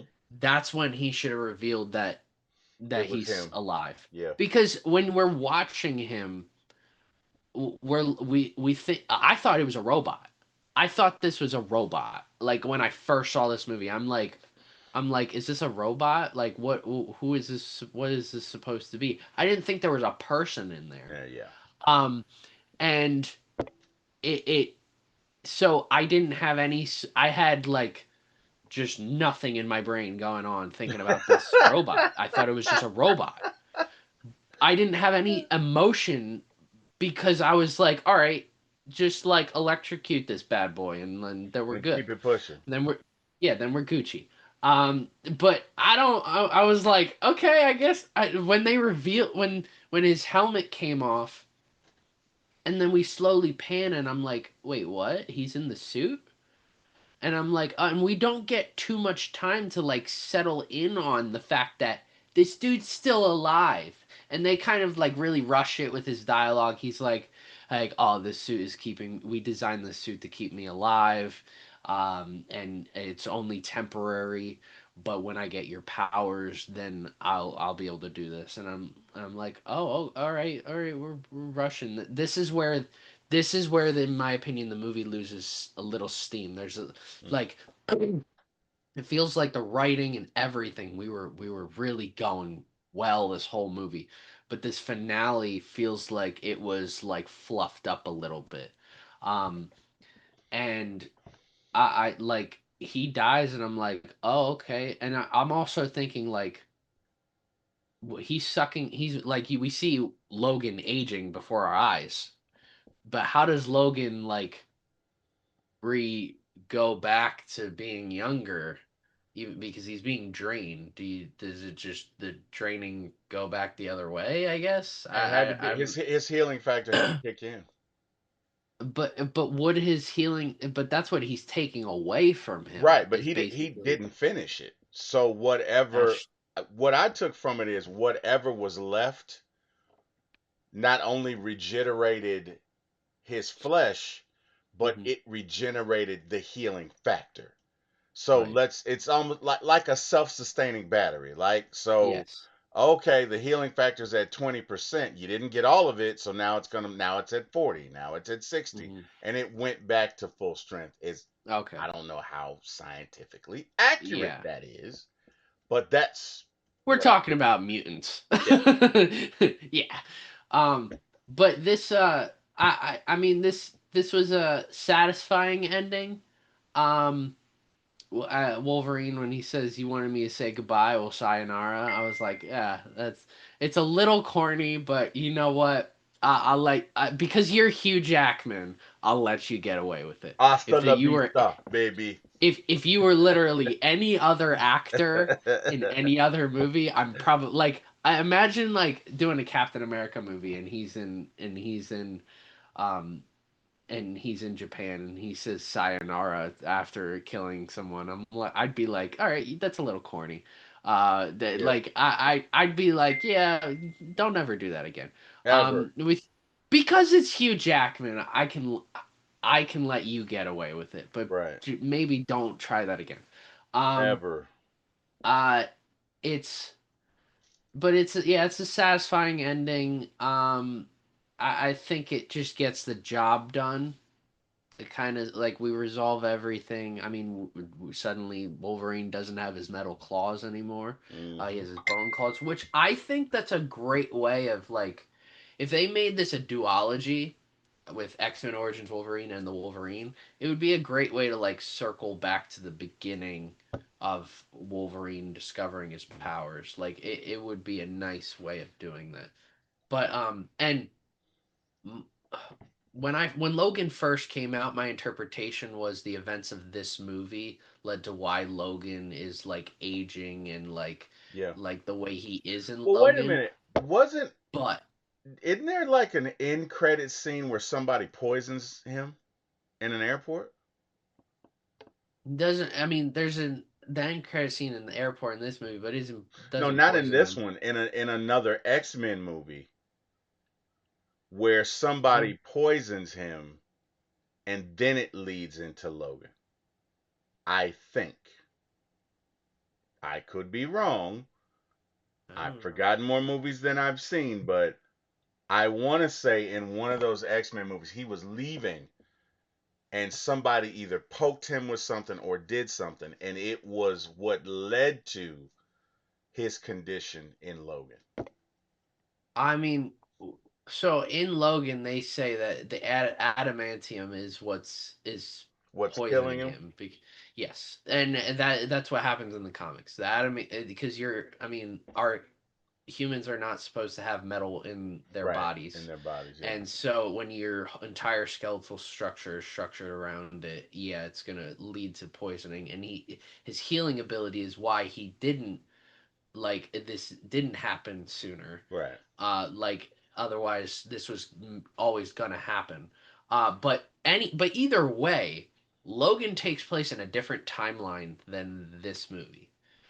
In fact, the last movie we have in this is the last movie in this timeline that we're gonna see that doesn't uh, screw with the rest of the timelines. Because the last movie in this timeline is X Men Days of Future Past, which then resets everything to movies we've already reviewed, like X Men Apocalypse, X Men Dark Phoenix. All of that happens, and then Logan. Logan takes place in that timeline along with Deadpool 1 and 2. Hmm.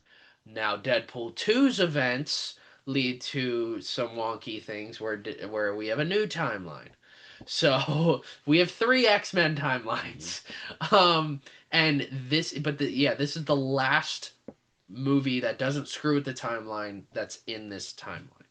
The last movie in this timeline is X Men: Days of Future Past, which I can't wait to get to.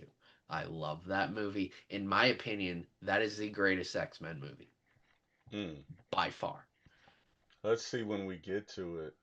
That's not for a while, probably. Yeah, Like, I don't even know if we're gonna get it. It might be the end of this year or maybe next year. I think you're right. It is. Whoa. Yeah, It is. because we're watching it. I think in between Infinity War and Endgame, so like we go back to back to back, three bangers. Uh, Wait a minute. Oh, September September 5th. this year. Yeah, Okay, yeah, so that's not for a while. yeah. We got a Um, while. We got a while. yeah. Yeah. And I'm sure with football season and stuff like that, we might do a couple movies here and there, like like football season's closing and like all these seasons are closing. We might have time to like review two movies in a week. I wouldn't do the show two shows Or in a week, or but we could do Star Wars. or we can do Star Wars. Yeah. Yeah. Oh yeah. I Yeah, got like I got a if Darth it's Vader. just the movies, because I'm not Oh gonna spend yeah, any more. we're But I would. We'll talk offline. But yeah. I really want to know specifically those last three.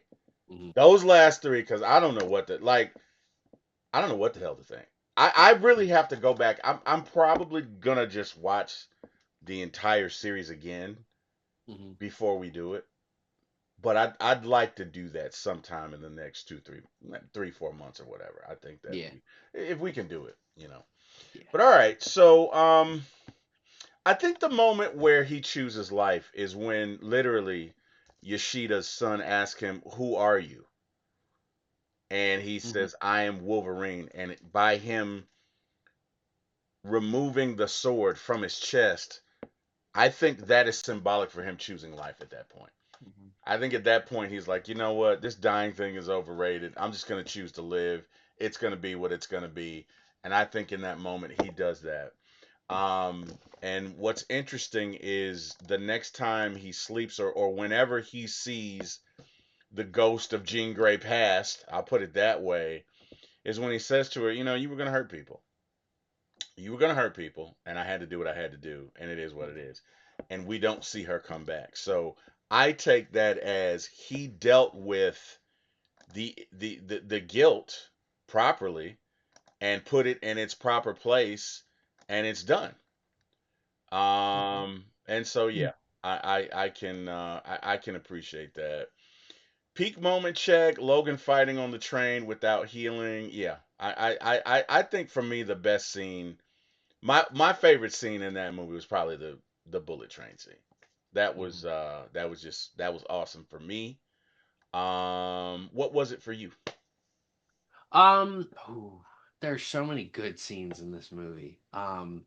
Like I love a little scene, but I love when he throws the dude out of the building and he lands in the pool, Yes. and And he he says, and "I she's thought you like, weren't going to do it." And he goes, "I didn't like your answer." And then she goes, "Did you know there was a pool down there?" And he goes, "No."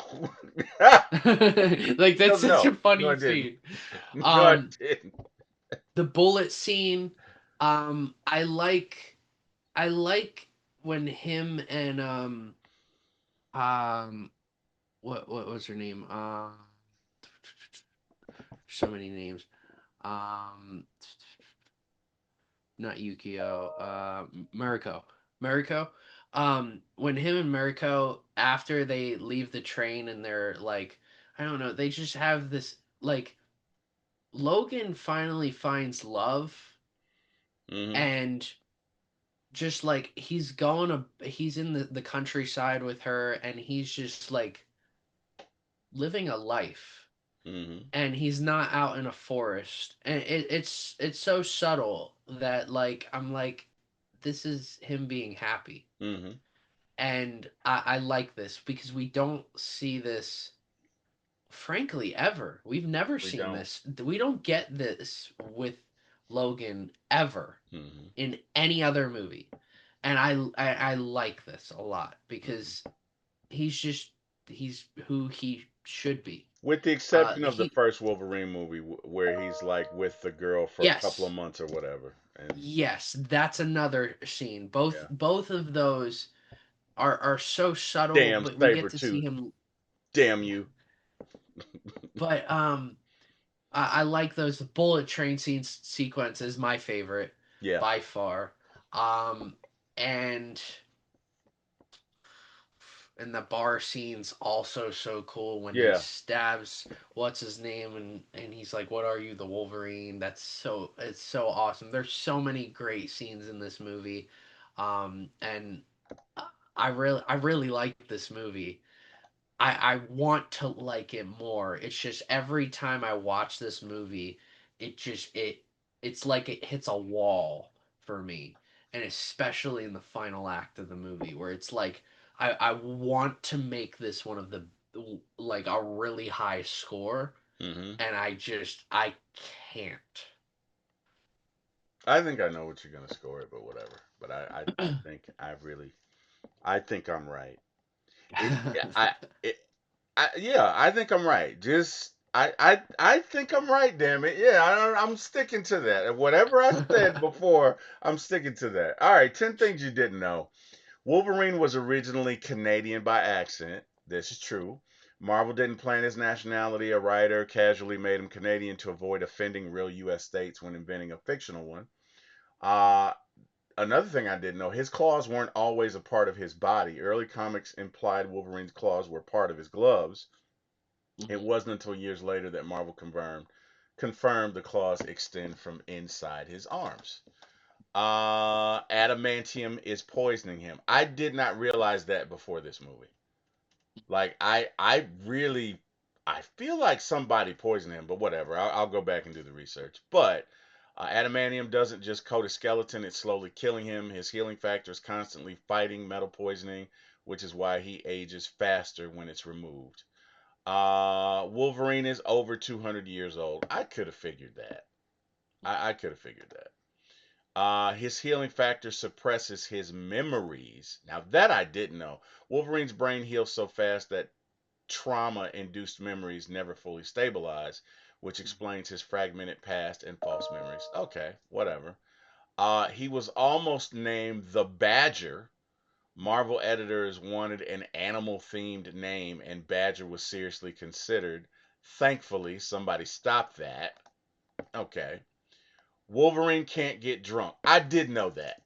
Yes, I yeah. did know that. He is a trained samurai. I did know that. I did know that. This is the movie like in the comics it's known that he's a trained samurai and that's where people are like really he is but this storyline in the comics is how he becomes a trained samurai and so I really like movies where you get you get a character out of their natural environment but in a way that gets them to learn more. Like I know there are people who want like a Spider-Man and Shang-Chi movie Hmm. and because in the comics Spider Shang-Chi teaches Spider-Man like a lot of like different like different techniques Hmm. that Shang-Chi uses in fighting and it would be so interesting to see that. It would we would see Spider-Man outside of his comfort zone. But some people make movies like that just to make them. And like Spider-Man Far From Home. We see him in Europe, but like there's why? We don't really at the end of the day, we really didn't need him in Europe. Um With like Mysterio's evil ass. yes. Yes, I feel No, like every notice single I said stream we're evil. always going to talk about Mysterio until we get to Far From Home. Of course. Uh, Notice I but said evil, right? You notice I said evil, right? And you yeah, know why I said evil. We're not going to go into it, but it's okay. But go ahead. Go ahead. Go ahead. but but like there's there's lessons that Wolverine learns going to Japan, Hmm. and I like if you're gonna take a character outside of their natural habitat, you gotta give them life lessons and lessons that they will learn and take with them for future installments, which I like in this. That's fair. Do you know the history between samurai and ninja? Well, samurai is visually I know what it They is. don't they don't like each other, No. and there's certain I will not bring that up here, but you should check out certain practices that Hmm. samurai like you should just check it out. I'm just gonna put it that way. Hmm. You should just check. I'll put it this way: the conversation that we had uh about your friend and the joke that you made. Yeah. Yeah. Okay, okay, Oh, yeah, wait. yeah. We're gonna have to talk about As that as after. as power, as power. Just think about it in those terms. Anyway, his skeleton weighs over 300 pounds. Mhm. I did not know that. With Yeah, adamantium bonded I've heard about that. bonded to his bones, Wolverine weighs far more than he looks, which is why he sinks in water. Super strong character struggle to throw him. Yeah, 300 pounds. He was never meant to be a main character. Wolverine was created as a one-off antagonist for the Hulk. Fan response was so strong that Marvel rebuilt the X-Men around him. So, didn't know that either. I thought that was interesting. Let's get to ratings. So Rotten Tomatoes gave this a 71% from the critics, audience 69%. So it's pretty much the same. With stronger characters, tighter pacing, and improved villain, the Wolverine offers a marked improvement over its predecessor. That's fair. IMDb gave it a 6.7 out of 10. Let's see. Um,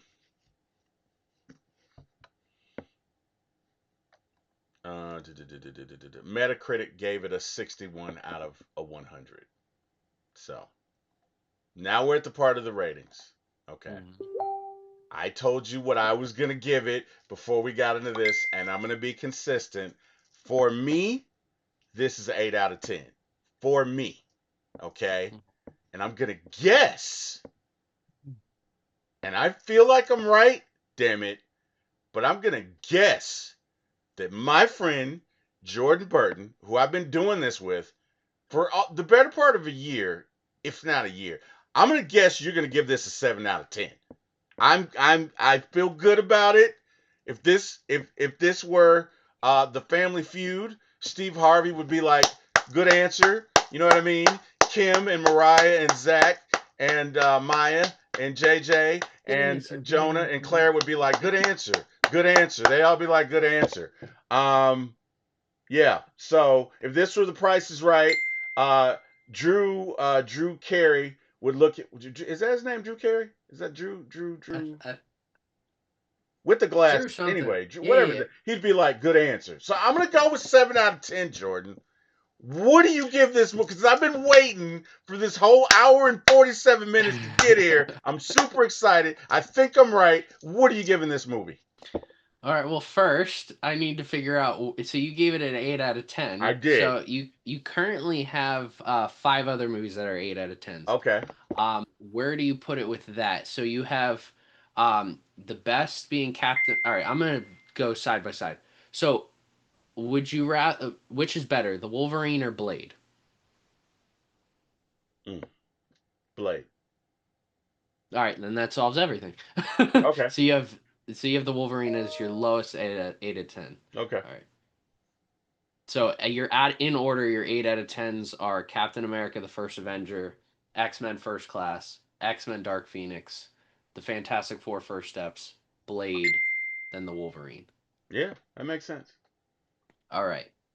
So mine, like I've said, I really like this movie. I want to like this movie a lot more. Like I wanted to give this movie off vibe and aesthetic and story and characters. I want to give this like a 9 out of 10. But there's a lot of inconsistencies. I think the ending kind of falls a little generic for me. Hmm. And it doesn't leave a satisfying ending, and that's I think why they forced that scene with Jean and like Wolverine like confronting her and being like you were hurting people. Hmm. I think that's why, because they needed some sort of emotional toll added in, and I like that they did that. I do too. Um, it there's just yeah, there's a lot that I'm like, I wouldn't say a lot even. There's just parts where I'm like, you didn't need to do this. Yeah. Um, but this is a great foundation for a Wolverine movie. It's a great foundation for Logan, what we end up getting.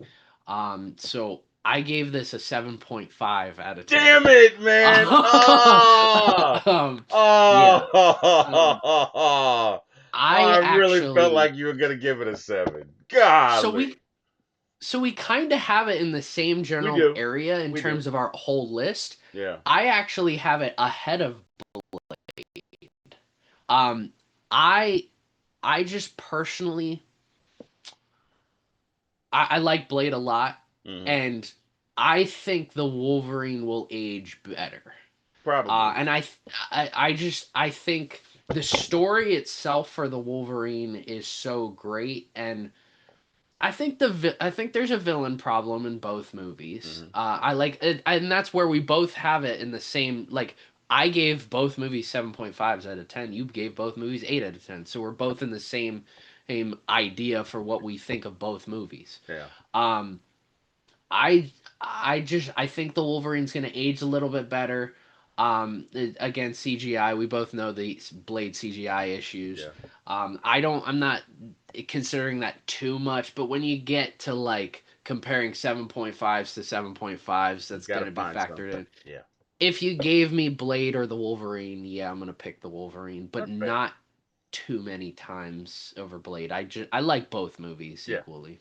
That's fair. That's fair. Okay. Damn it. I was So close. yeah, I you're was close. 7 out of. When I, you said 7, I was like, this sucks. I was I like, was okay. close. I was so Uh, close.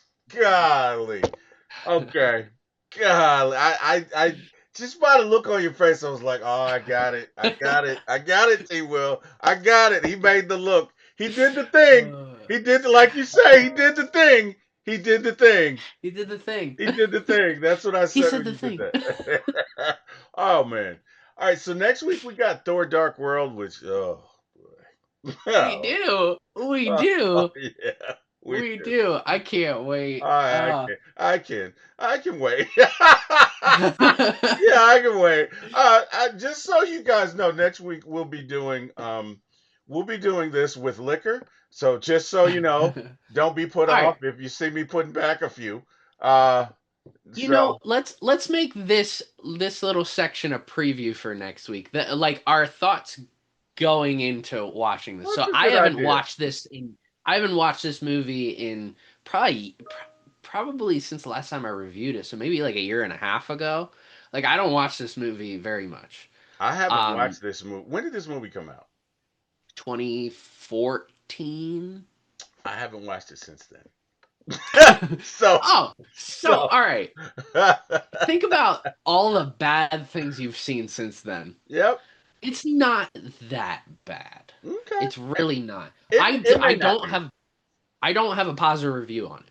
Hmm. I don't I like I'm not going to recommend this movie because I think it's just boring. Hmm. But there's there's some things where I'm like all right, imagine if the Wolverine didn't have a good story. Hmm. And it would like aesthetically speaking, this the Wolverine is such a great movie. Like Hmm. from with the Japan and like even the wood scene at the beginning of the movie is so great, and just the color grading and stuff. Thor: The Dark World, same thing. Like we see more of Asgard in this movie than we do ever Yeah. in any other movie, and that's the one thing I love about Thor movies is Asgard, and I wanted more Asgard.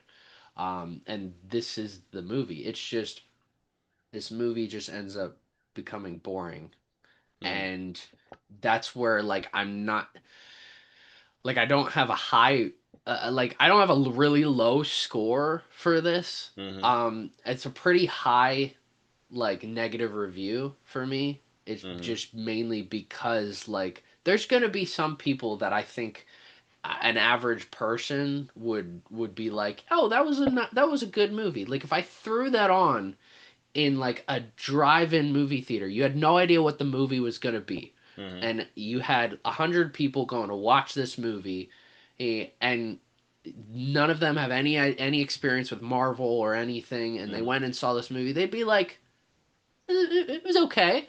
Okay. Like they would be okay. It's just boring. All That's it. right. I think we should create a metric, and that is the score that we have in our mind, because these are all rewatches, right? So, or rewatch events, whatever you want to call them. But I think we should create a metric that says, what's the score that you'd give it right now from your memory? What score would you give it right now? And then once you watch it again, that score and and the metric is okay, where is that between? Like, was it 2 points better? Was it 3 points better? Was it 2 points worse? Well, I kind of already do that. I have all these movies and shows already rated. I don't. Um, I'm not going to tell you my score because it's all the MCU stuff Uh-huh. and X-Men stuff. Uh-huh. I've watched so much Hmm. that my scores pretty Rarely much, change. Yeah. yeah. Yeah. Like Blade changed because Blade 2 and 3 changed because that was the second time I had seen it. Yeah. So like those were significant changes. Yeah. I haven't changed a whole lot. I think there was one MCU movie that we've watched so far that I Hmm. was like, I'm actually gonna move it above. Um, oh well, Fantastic Four First Steps. We reviewed it. I gave it a 9 out of 10, or I gave it a 9.5 out of 10, and I dropped it to a 9 out of 10 after rewatch because I was just like, I like 9.5 is like That's close to a 10. That's deeper, it's a damn near deeper perfection. meaning. Yeah. Yeah, it's a deeper meaning for me, Right. and that was something that maybe I didn't necessarily connect with with Fantastic Four First Steps. But you know who would? I think if you're if you're a mother out there who's like showing your kids like Marvel stuff like this, or you're a girl who's into Marvel comics and stuff. I know I follow a few content creators on Instagram who know more comics than I do, Hmm. and I'm like, they would really connect well with Fantastic Four First Steps on a level that I personally won't ever Wouldn't. be Yeah. able to because Yeah. I'm never going to be a mother. That's true. So, True. but they're like that's going to connect with some people on different levels. I yeah, I don't. I think that's the only movie we've reviewed where I'm like, I'm going to change this score, but that was after we reviewed it. Okay. Blade, but both Blade 2 and Blade Trinity, I had completely different scores. I mean, I think Blade Trinity, I had a higher score the first time I saw it, but then it got lower. Um, or no, I had a lower score for. I think I had like a 3 out of 10, but then I gave it a 4 out of 10 on rewatch. Okay. Just because I find it just like some of the quips and stuff that Ryan Reynolds has. I'm like, yeah, like this movie is like enjoyable. It's not good. It's just it's fun to keep on in the background. And Blade 2, I think Blade 2 I had a really low score. I think Blade 2 I gave it like a 1.5 out of 10 initially, and my final score ended up being a 3 out of 10. Mainly because I think I think the second time around I was listening to the story itself, and I was like, you know what, the story is not as bad as I thought, but it's still not a great movie either. But otherwise, yeah, my guess, I'm not going to say my score for The Dark World right now, but my guess is it's not going to change. Okay. Um, That's fair. uh, I mean, I still think, unless for some reason I suddenly enjoy this movie. Yeah. If I suddenly enjoy this movie, then I'm like, all right, this changed. Yeah. My initial grade of this probably would have been a 3. So Mhm. I'm sure it's not gonna be that bad the second time around, especially because I'm looking for themes and character arcs and so by nature it's probably gonna change, but I'm still not looking forward to it. So whatever. Yeah. It is what it is, bro. Well, hey man, looking forward to this. We gotta talk about Star Wars because again, I would love to know your thoughts on those last three because honestly, I don't remember the last. I remember the last one because I was so turned off with him coming over to the side of the Jedi and her kind of going over to the side of the Sith and them mesh melding and I didn't like it. I didn't even see the purpose for it. I didn't get it. I didn't get it. And so what I'm looking for is I may not like it, but hearing it through your eyes and what you saw, I'm looking to find the purpose in why they did it. Because I really am. And so yeah, I'd love to do that. I like it more than most people do. But I don't think it's good, but I No. like it. But I know a lot of people that feel the exact same way as Yeah. you. So you are a part of the popular vote of Star Yeah. Wars fans. Yeah. I am in the lesser vote that's like I liked it. It just could have been a lot better. Yeah. The issue is they were following up The Last Jedi, which was truly the worst Star Wars film ever. I don't care what these random social media people say that Hmm. say, "Oh, it was a great movie." No, it was not only a bad Star Wars movie, it was a bad movie. Yeah. And that's the difference between all the other bad Star Wars films. Yeah. They're not terrible movies. Yeah. The Last Jedi is truly a terrible movie that I will not recommend to anyone. Yeah. Yeah. Well, okay. That's fair. I feel better because I'm like, anyway, whatever. Well, And I either way, love The man. Force Looking Awakens. forward to it. Looking forward to it. We can carve that out, but we definitely Yeah. we got to do at least the films, and I would be the nine films you talked about. Rogue One, so that's 10, and you said the Mandalorian. Yeah. Well, there. All right. So there's three live action series. There's four, but that one got canceled. So I don't know if we could review it if we got time, but like we don't need to. But like with the Mandalorian's connected with the Book of Boba Fett, which is Hmm. one season, and Ahsoka. Ahsoka's one season two. Actually, I Hmm. think they're planning season two I right think now. they are. Yeah. Um, but like the Mandalorian's three seasons, and the Mandalorian and Grogu movie will be coming out later this year. I don't know when this year. Okay. So would be a great time to actually review these because we're getting a Star Wars movie. All right. So let I'm gonna let you put together the schedule because that's your thing. You're better at it Yeah. than I am. And then let's sync up and let's do it. But again, to everybody who joined for the Wolverine, thank you guys for joining us. We appreciate that. Jordan, tell these folks where they can find you. You can find me at Ultegacy, Ultegacy, posting everything sports. We got NFL playoff football today. By the time you see this, we'll probably be already for the conference championship games. Hmm. And National championship is on Monday. We got Miami, Indiana. We're going to be posting about that. I'm rooting for Miami all the way. I don't want to see Indiana win, but Indiana's probably going to win 56 to nothing. So, Damn. um, I and yeah, we're getting into basketball season, hockey season. We're already into that, and baseball season should be coming up. Bunch of random moves started happening, which led to a domino effect, and the Dodgers are just going to win the World Series again this year. The Dodgers So are the evil empire.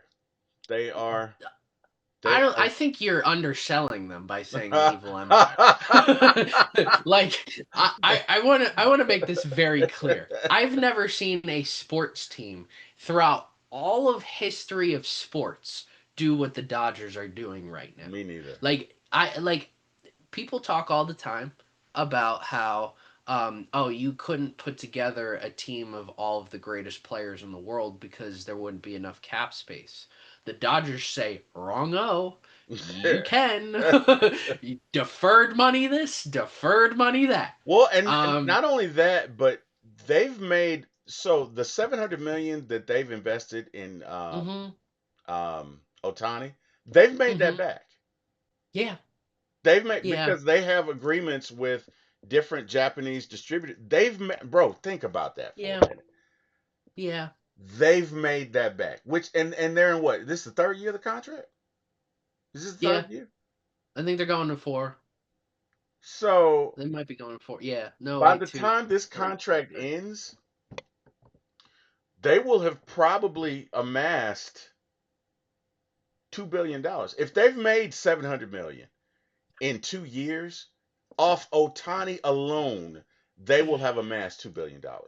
It's Which just is so interesting funny. because it leads up to the lockout and the fact that these owners really want a salary cap. That's a show in and of itself that we could probably do Mm-hmm. because that Yeah. you might not see baseball in 27 at all.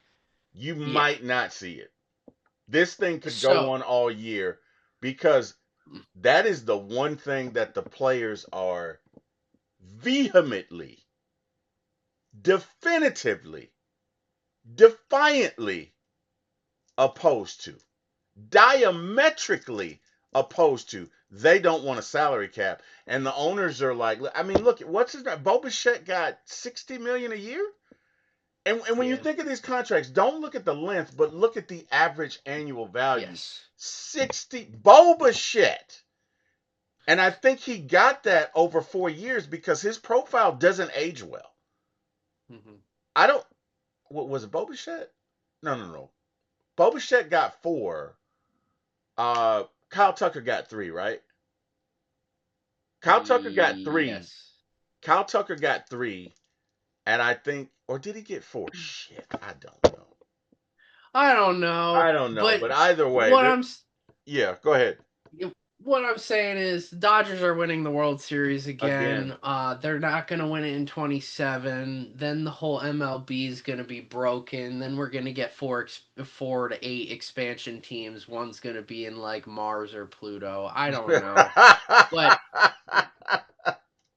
that's a cluster. We post all of that. You see all of Yeah, that, all the yeah, brackets. We post everything. March Madness is going to be happening in 2 months. yep. Wow, we're almost done January, meaning it would be a month and a half away.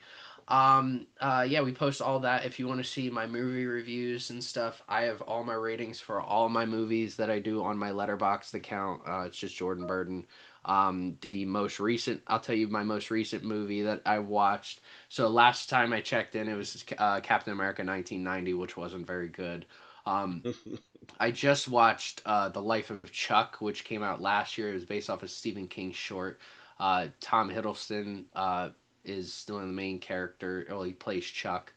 And it was such a profound movie. It was probably my second favorite movie from last year. I wish I saw it last year to give my top 10 movies because it Mm. would have been my second favorite movie. It was my second favorite movie from 2025.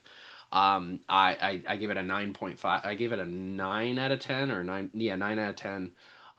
It's just such a profound movie that it's so crazy that my the two of the best two of the top three movies I saw last year were based off Stephen King books or shorts, Mm. and both I view the exact same way. Hey, The Long Walk and Life of Chuck both have such a deeper meaning of life to them Mm.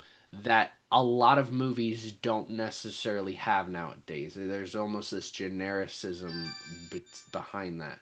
So with this movie, I mean, it was such a fantastic movie. I recommend it to everybody to see at least once. It's not going to be rewatchable or anything, but it's just a movie to sit back and just like clear your mind and watch. But yeah, you can follow me on there, and you can follow me on Instagram. I'll post whenever I'm going to see movies. I don't have plans on seeing any movies anytime soon, mainly because January. Here's a learning lesson for everybody. January is the worst month for movies. Mm. Historically speaking, you will never find a good movie coming out in January ever. Mm. The box office numbers are just extremely low. Normally, I mean, they go up in December every year, and then they go down at the beginning of the Descend year. in, yeah, January. Okay. Yes. Okay. Mainly the first solid movies, you might get B movies, are normally Valentine's Day weekend, Hmm. but you really don't get into the nitty gritty until like March or April. Okay. So, which will be, I mean, by the time Valentine's Day rolls around, we'll have trailers for a lot of movies with the Super Bowl and stuff. So, yeah, I'm really excited. We got a lot of things scheduled for this year.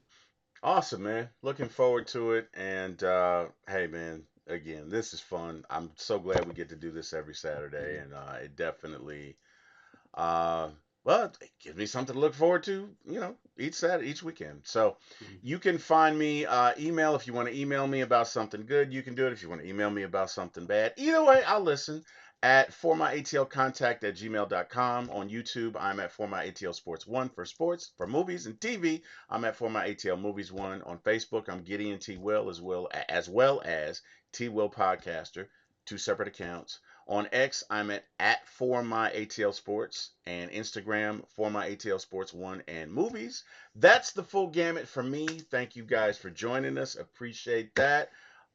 Thank God for sending us your path. Thank God for sending this young man my path, as I, really like, doing movies with him and, hanging out and stuff. So anyway, you guys have a great Saturday, and hopefully he's wrong, and Miami can at least make it a contest. Although I don't think he's wrong. I think Indiana's gonna pulverize. Like this, just feels like the calm before the ass whooping that is about to Mhm. occur on Monday night. I like, Mhm. if you got an iPad and a phone, you probably want to have something else up on your phone because that game's gonna get out of hand Monday. But anyway, hey man, thank you guys for joining us. You guys have an amazing day, and we'll see you next Saturday with Thor: The Dark World.